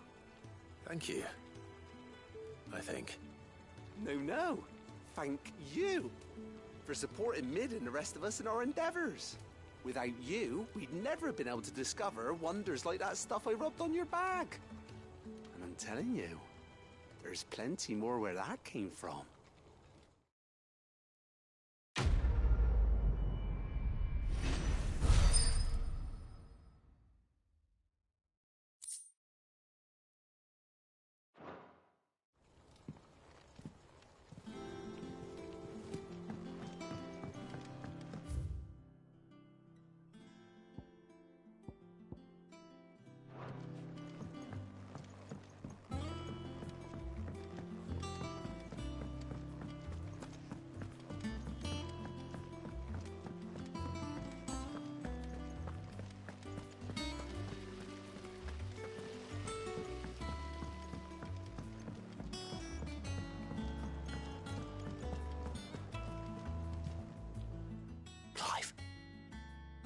Did you get my letter? That's why I'm here. Shh. Otto might be listening. Is this better? A little. Listen. I've some bad news. It turns out the Hideaway may be slightly behind in its payment to certain lenders, and it may be my fault. But I swear to the goddess, I thought I had the numbers square. Sadly, that square turned out to be more of a circle. 0, you might say. I can straighten it out, I swear, but it's going to take some time, and I'm going to need help keeping it from Otto. Bit late for that, I'd say. There you are! What a surprise! So let me get this straight. You forget to pay our lenders what they're due, and instead of coming straight to me, you get Clive to come to you. And I hope he'll dig you out of the hole you've dug for yourself. Clive, the man in charge of the place you've been cheerfully trying to bankrupt. And you thought this was a cunning plan. Why? Well, who needs paying? Oh, just Martha. And the Dame. And, well, Lady Karen. But only 500 talents. We owe 3 of our most trusted friends 5 million gil. Each. 5 million each. They lent us the bulk of the money we used to rebuild the Hideaway, you see, and, well, I must have made some sort of oversight. Those ledgers were my responsibility, and it was my decision to entrust them to you. This is my fault. Do we have that much to hand? I can always ask my uncle. No, we don't. And no, you won't. We've lightened Lord Rosfield's purse enough. After the king's ransom we had off him, he deserves better than to see our begging bowl. Besides, we'll need to learn to stand on our own if we're gonna make this work. All right. But that doesn't mean you have to shoulder the burden yourself. Is there anything I can do to help? There might be. How'd you fancy taking these to Martha and the Dame? Rocks. Rocks, he says. Worth 1,000 talents apiece, these are. A little something Sid and I set aside for when times got lean. And I reckon 15 million in overdue debt probably qualifies. I just hope our associates' eyes are a bit more discerning than yours. I'm sure there will be. Should be me making the rounds, really. But you know how it is with this place. Orders to bark, arses to wipe, and all that. I know. Which is why I don't mind going in your place. Go. Do you know why I only gave Master Clive here 2 star rubies? Because you'd rather Lady Karen killed me. Because I'd rather Lady Karen killed you. Yes. Well, I suppose this is goodbye then. Don't worry. I'm sure Karen will understand. Really? Do you think so? No, I don't.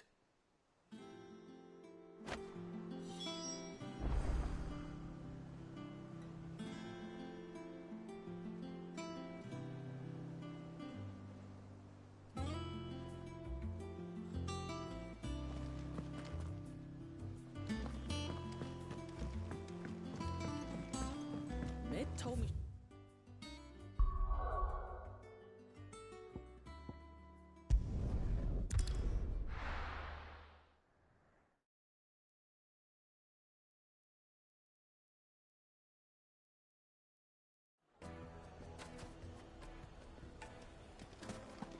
People take notice of wealthy men. Shouldn't be too hard to track down Karen's collector. Pride of place in Castle Dasbog.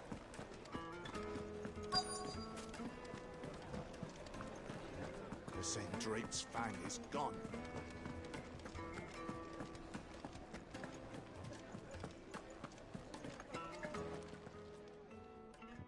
reputation will be ruined. Ruined! Calm yourself, Lord Ignac, I beg of you, before you do yourself a mischief. Pardon the intrusion, but... Out! Get out! I paid for these rooms so I wouldn't be disturbed. Leave me be! Please, allow me to apologize. His lordship is going through a difficult time, and he's never been fond of guests arriving unannounced. Radim! Get rid of the filthy oaf this instant! Very good, Lord Ignac.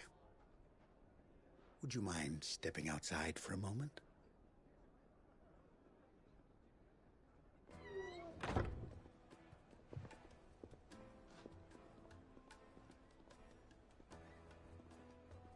I'm sorry if I've caused you any trouble. That? Oh, no. That's just how his lordship is. Though the morning's events have left him somewhat fractious. He has been dispossessed of his luggage, you see. The thieves also made away with a considerable amount of coin. Coin the innkeeper will soon be keen to collect. I don't suppose a certain blade was among the stolen items. A single-edged sword. It was purchased from a merchant friend of mine. Ah, you know Lady Karen. Yes, I'm afraid it was. Then I'll retrieve Lord Ignac's luggage. But I have one condition. You have but to state it. You are welcome to anything that is within my power to grant. I want an audience with Lord Ignac. A few minutes should be enough. Then I'll be on my way. A condition I would be a fool to refuse. Of course, you shall have your audience. I don't suppose you saw where the thieves went? I did not, no. Though some discreet inquiries made on his lordship's behalf mean that I know where you might find them. The bandit's bed. Every ill-gotten coin in Dalimil is said to pass through that disreputable corner of the Val Croix. And that's where I'm heading. I shall speak to Lord Ignac in your absence, and arrange for an audience upon your triumphant return. That will be very kind of you. Farewell, and best of luck.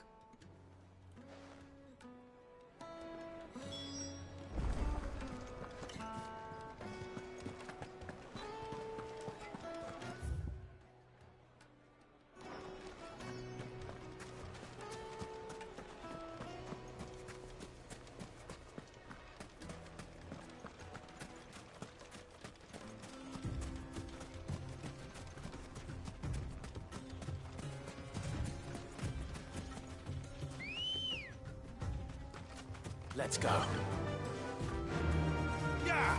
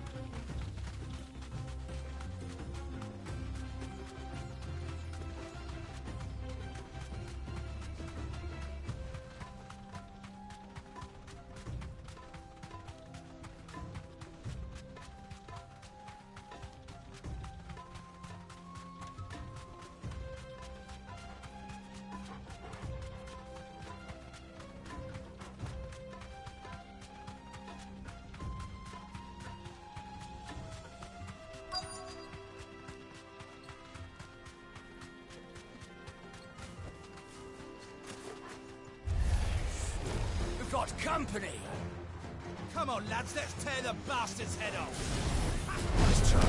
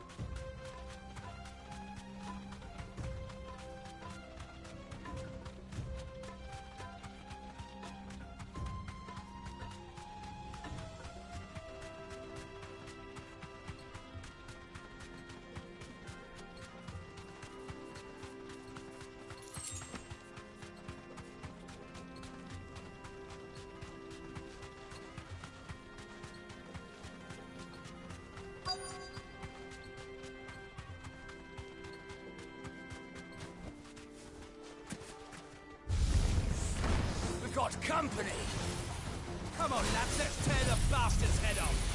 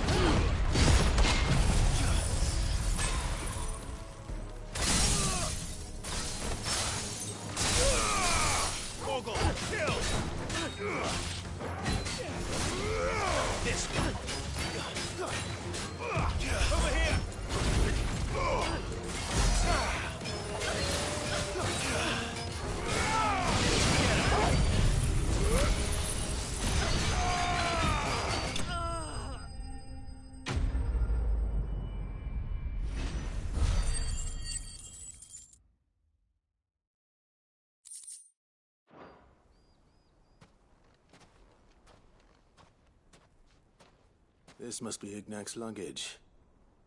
Nothing seems to be damaged. All right. Let's get it back to Dalamil.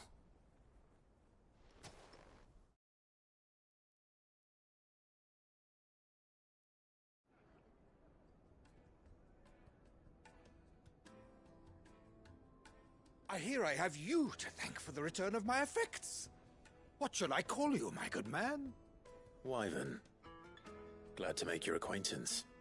A formidable name indeed. Well, Wyvern, I appear to be in your debt. Redeem here tells me you wished for an audience. Is that all? A few moments of your time should suffice, yes. You're a peculiar fellow, Wyvern. All right, speak. Master Wyvern was wondering if you could tell him about a certain single-edged sword you recently acquired. Oh, a true work of art, that one. Karen drove me hard on the price, but I would have sold her Radim here to get my hands on that sword.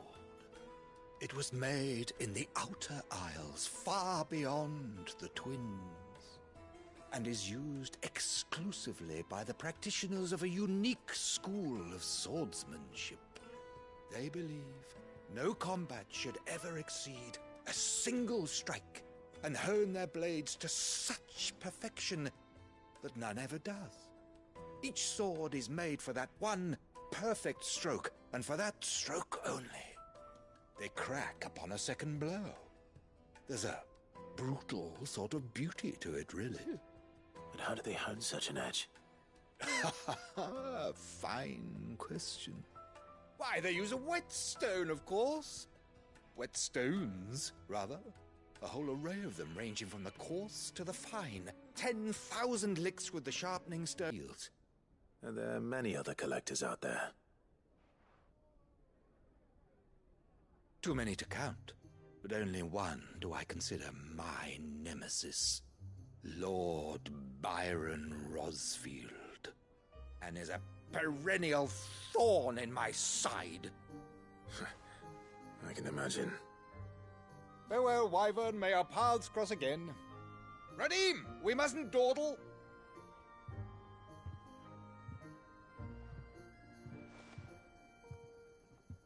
I think his lordship is rather taken with you, Master Wyvern.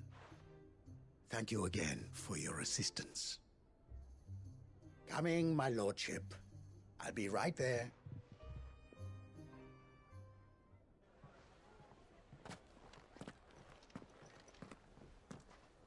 Trust Uncle Byron to find such an interesting rival.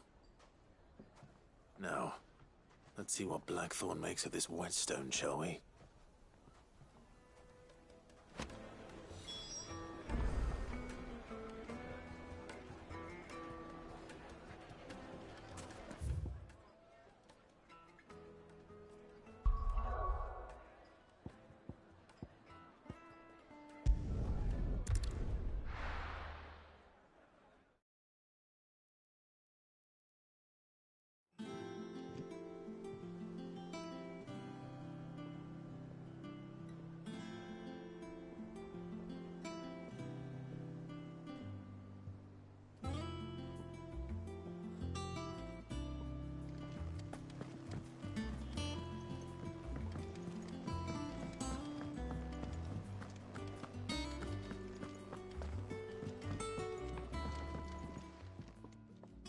Sorry for the wait, but hopefully you'll agree it was worth it.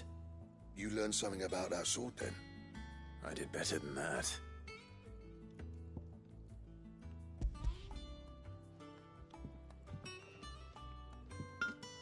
A whetstone?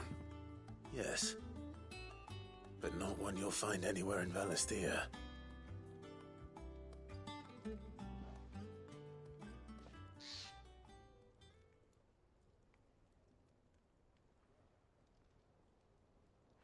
No wonder I couldn't get the same finish on the grinding wheel. One hit and all done, eh? Might not be so bad if all you ever fought were duels. Good luck on the battlefield. Your second opponent would be your last, no matter how good you were. Even so, is there some way it could be used to give the Cursebreakers an edge? I think so, yeah. With this whetstone and the right kind of steel, I could probably even make a twin of the blade that rattled me. But there'd be no replacing this little rock once I worn it down to a sliver. I reckon we get a dozen swords from it, if that. Swords that the Cursebreakers wouldn't know how to wield properly, and that would see them through a single fire piece. Nah, no point trying to copy that thing. Be about as much use as a wax anvil. But finishing our blades with a whetstone this fine, now that's something to consider. And what's finer than fallen masonry, eh? Or more hard-wearing, for that matter. Just imagine it. Good Valisthean steel with an edge as sharp as any found in the Outer Isles. I won't make a copy, nah. I'll make something much better. I'm sure the Cursebreakers will be delighted. Just don't push yourself too hard. Don't you worry about me, Sunshine. I've been working day and night since I was half your age, and I'll still be here when you're long gone. Hey, thanks, Clive. I mean it. I owe you one, August too.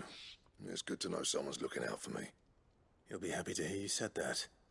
And I'll see that my debt to you's paid. First new blade I make's got your name on it. You come and find me when you've got the materials. All right. I will.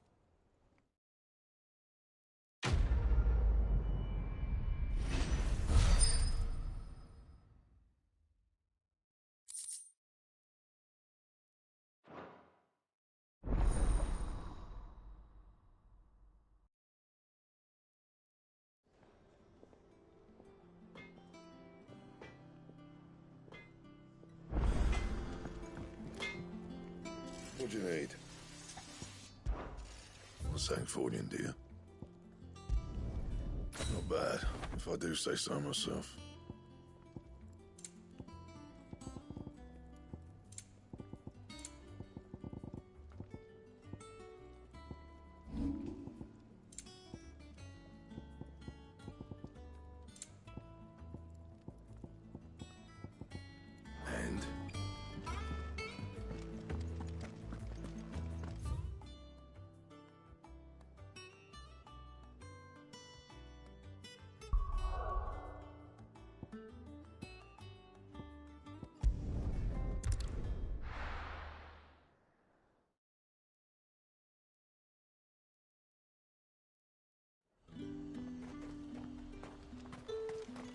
There's talk that the Glassgate flood.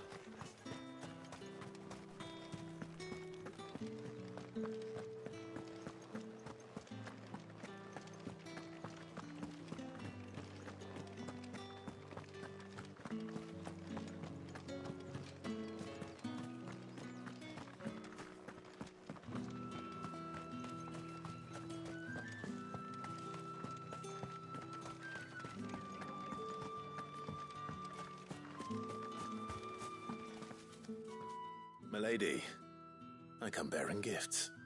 Gifts? Whatever is the occasion.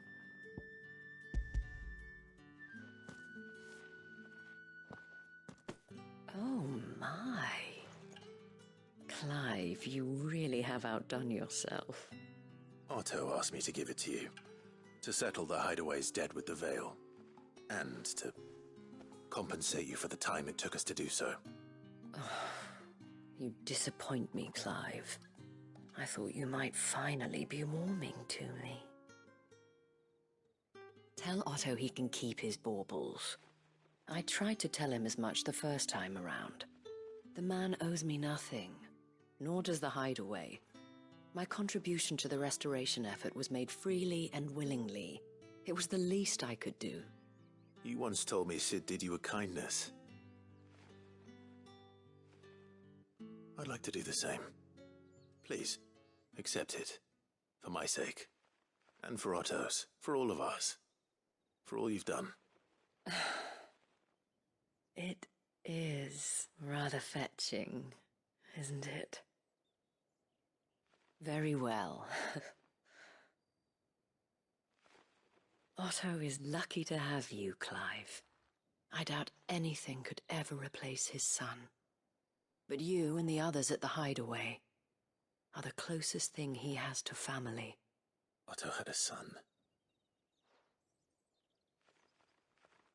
Long ago, yes. Cid told me Otto lost him when he was just a boy, and blamed himself for not being able to stop it. I don't know how it happened, whether there was anything he could have done, but it was clear that it weighed heavily on him. I didn't know. How could you have? I doubt anyone did. Besides Cid, I've never met a man more keen to bear his sorrows in stoic silence. An ill habit, given that both have always been surrounded by friends desperate to help them. I'm beginning to see that.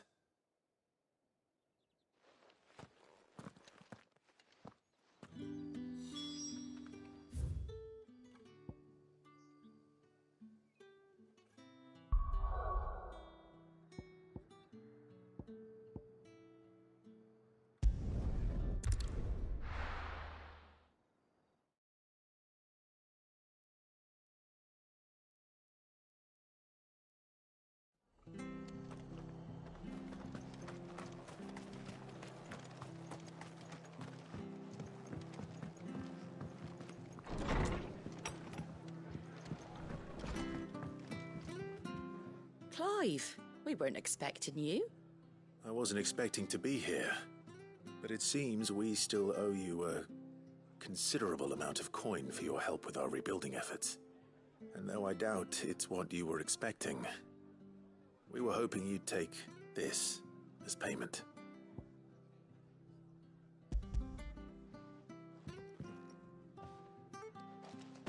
A star ruby? I can't accept this. It's worth at least twice what you owe me. More if you can find yourself the right buyer. Think of the difference as interest. Interest? If word got out I charged that much, no one would ever borrow from me again. Anyway, why are you the one here asking me about this? I'd have expected Otto. Bit much sending the Lord Marquis out to settle your debts, isn't it? The old goat working himself to death again. Something like that. Most days I think he's the only reason the Hideaway's still standing. Same as always, eh? Back when the place was nothing but a twinkle in the eye of a recently retired Lord Commander, word is he was the first one Cid reached out to. Probably knew that without his strong arm and level head, the idea would never get off the ground. Cid may have been the face of the Hideaway, But Otto's always been the backbone. And when Sid passed away, we were all worried that would be the end of it. That Otto would just give up. His death was hard on everyone. But it must have hit Otto hardest of all.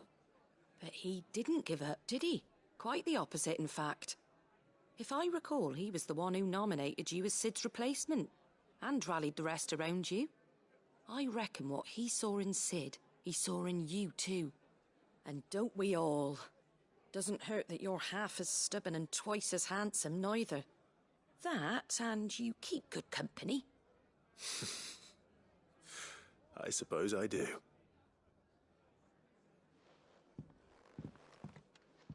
Gob will want to know the stones were delivered, if he's still with us.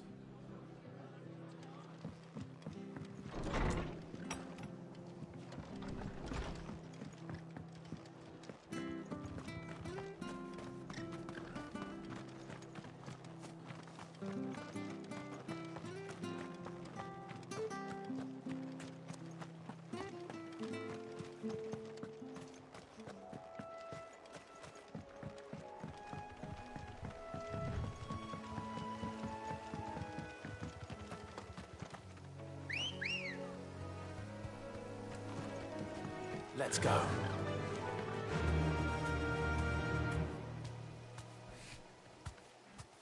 Run like the wind.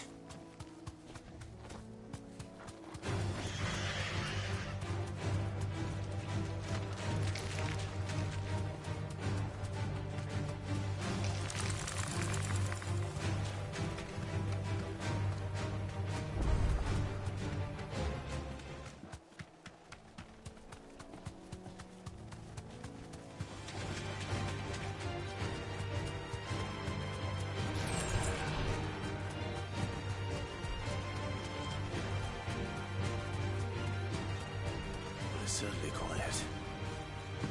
If I were a giant antelope, it would seem like just the place.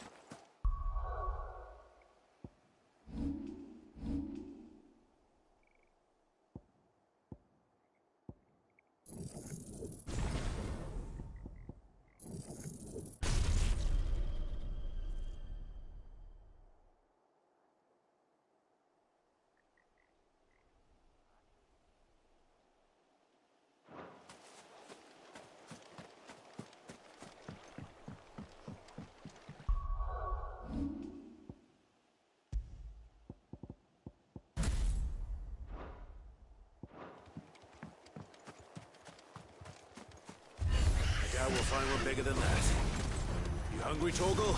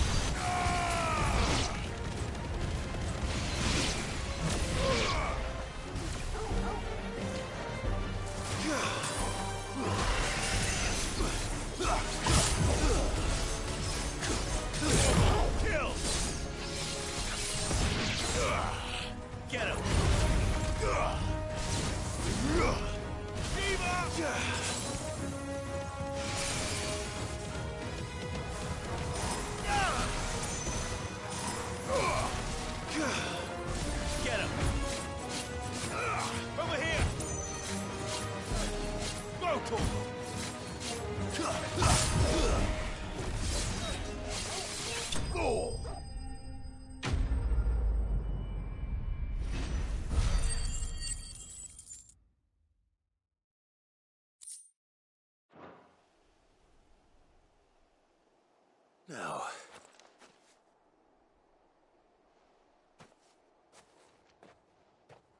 Will it be enough, I wonder?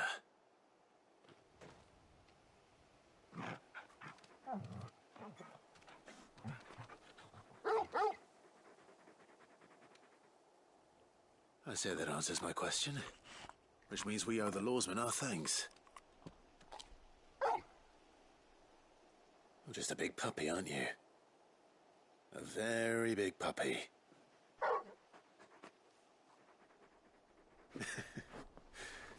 You do know you can take that with you, Torgal. Lady Karen will be relieved to hear you've got your appetite back. Come on, boy.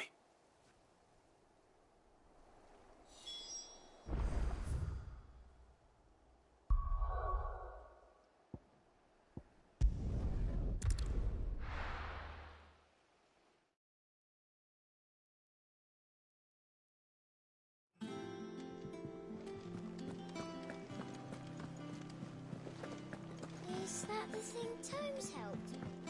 Mid told me she was building a ship.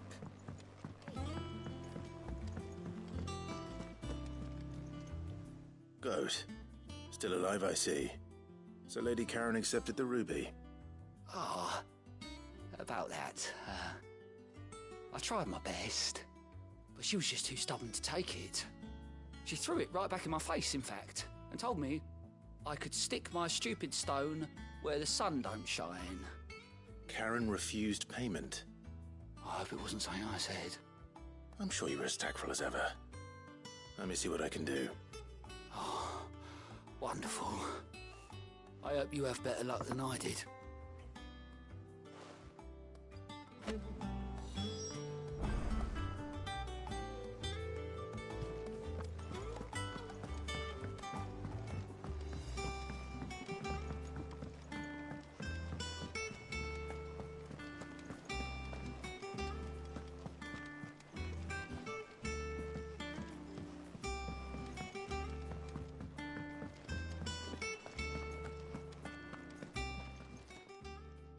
Lady Karen, Goat tells me you weren't happy with our offer. Would you prefer the debt was repaid in coin? What debt? I don't recall lending any of you lot me hard-earned gil. I may have tossed a talent or two in the Hideaway's coffers, but those were donations, and you can hardly call it charity if you go asking for it back. Of course not. But one good turn deserves another. And our circumstances have changed. Surely you wouldn't shun the gratitude of a pauper who happened to have become a prince. Oh, so you're a prince now, are you? Fine. But I'm selling it and taking what I'm owed, then you're getting the rest whether you like it or not.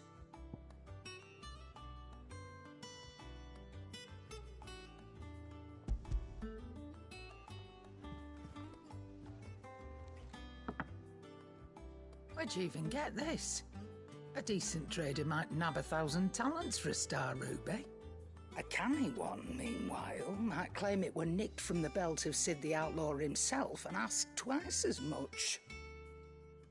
Might be I already have a buyer in mind. Might be you even know her. A fine continental maid whose beauty's only eclipsed by a guile in commerce. You wouldn't mind, would you? Not at all. Just be sure to tell her that it's always a pleasure doing business.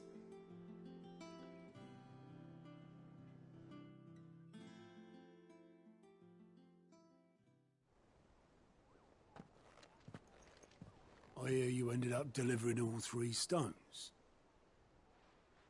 Thanks to this lump. I sometimes wonder what I pay you for. Speaking of which, I still haven't been paid last month's wages. Oh, so you remember what's owed to you then? Get your ass behind that disc of yours and don't get up before those ledgers are square. Right away.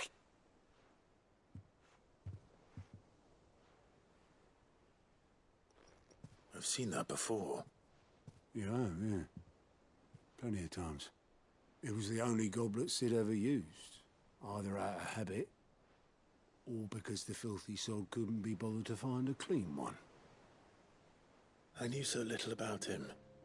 Like most people. Martha and the Dame both seem to have fond memories of him. I bet they do. 20 summers, give or take. Back in the day, nothing better to do on the long nights. We'd sit up drinking Island rum till the morning bell dragged me back to my duties. Quit my post not long after that. on account of making a fine maiden's belly fat. But me and Sid stayed close, promising we'd one day sail the seas again. That was before fate stepped in and said she was having none of it. The magic woke inside my son soon after his first name day, and there was no hiding his knack. Couldn't you and your family have? My family were the ones who summoned the constable, wanted the monster taken away. I couldn't turn my back on him, forget what I felt, and I couldn't for the life of me understand how they could. Luckily, Sid was of the same mind as me. It was him who stood beside me when all I wanted was to tear the whole world down. Him who cried for me when I had no tears left of my own. Him who swore he'd do everything he could to stop it from happening again. And he was true to his word, too. Left the Royal Army once and for all. His ranks, his ribbons, gone. Just like that. Threw away everything he had. All to right a wrong that no one else had the courage to face. I knew then I'd follow that man to the ends of the earth.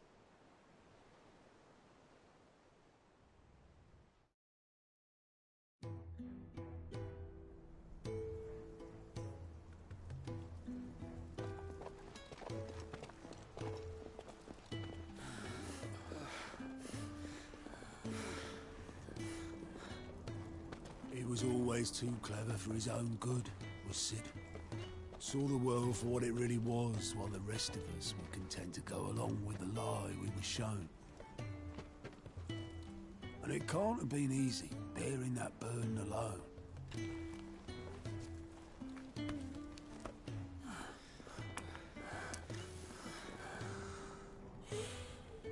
But he didn't let it stop him. He never lost faith in what he believed was right. And that gave us faith in him. Faith he'd steer us true. So I swore to myself that I'd always be right behind him, ready to catch the stubborn sod, if ever he should fall.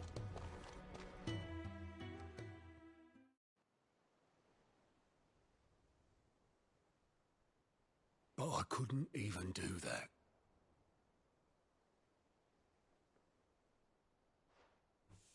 Ignore me. Just the ramblings of a tired old man. Leave that lot.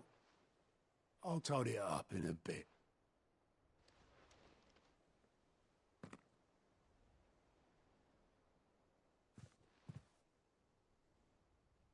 This is Sid's handwriting.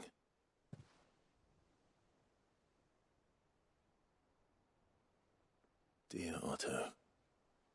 I may be drunk, but I wanted you to know this place would be fucked without you. Love you, you grumpy old sod.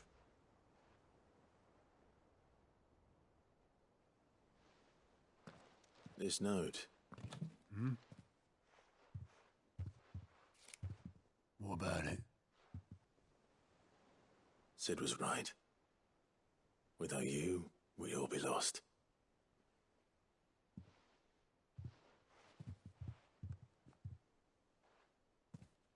He should have bloody well said so then.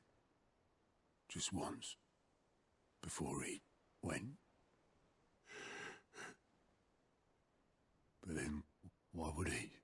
Him, or anyone? I'd only have told him to piss off.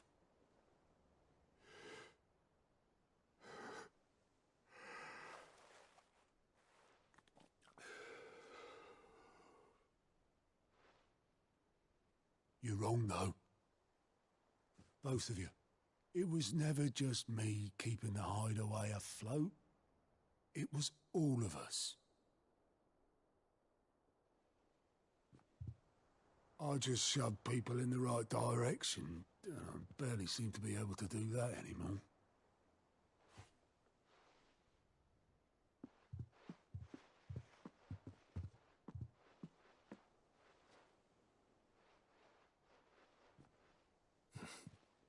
would you rather go at the helm? Well, maybe I've got a few more years left in me. I'm going to hold you to that, Otto. Before you go, Sid would have wanted you to have this. But that's... This'll do me just fine.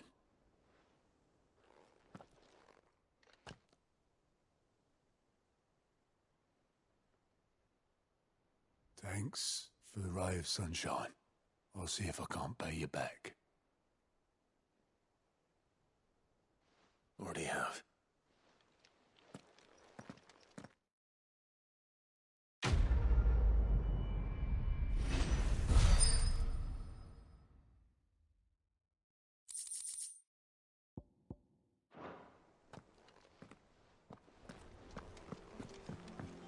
Mid told me she was building a ship. Is that the thing Tomes helped with?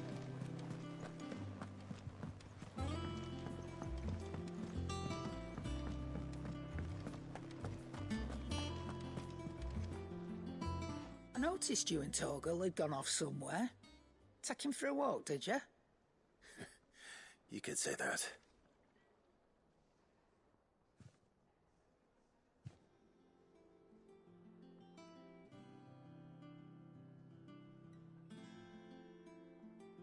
So, Molly's leftovers weren't good enough, eh? That'll teach me for treating you like you're still a pup. All right, no need to shout. Now we know what you're after, I can see about getting some in. Speaking of which, I brought one for later. Can I leave it with you?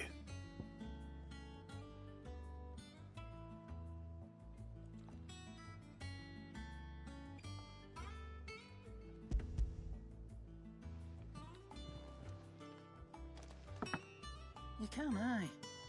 I'm nice like that. In return, you can thank Tomes for me. The bloody know-it-all. I was just on my way to see him.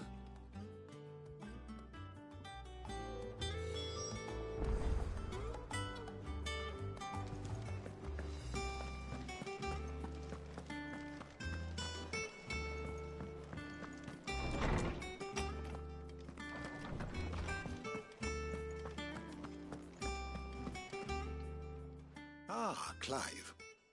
Were you able to locate your quarry? We were indeed, Lawsman. You pointed us in exactly the right direction.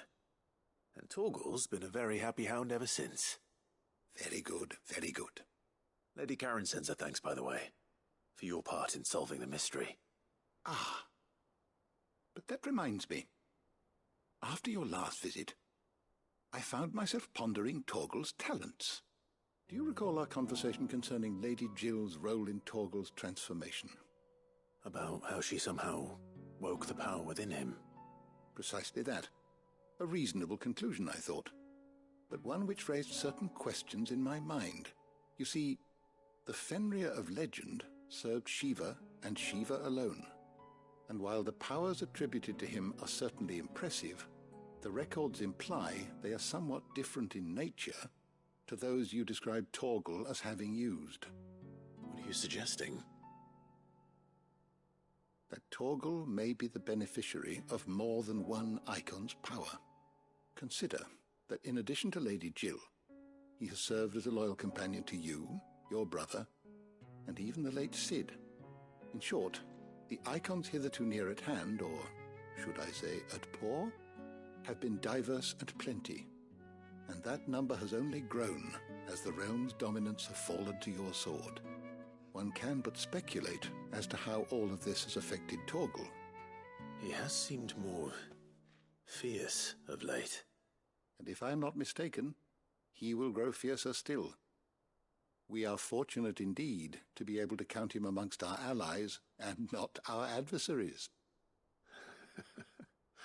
Oh, he's more than an ally. He's a friend.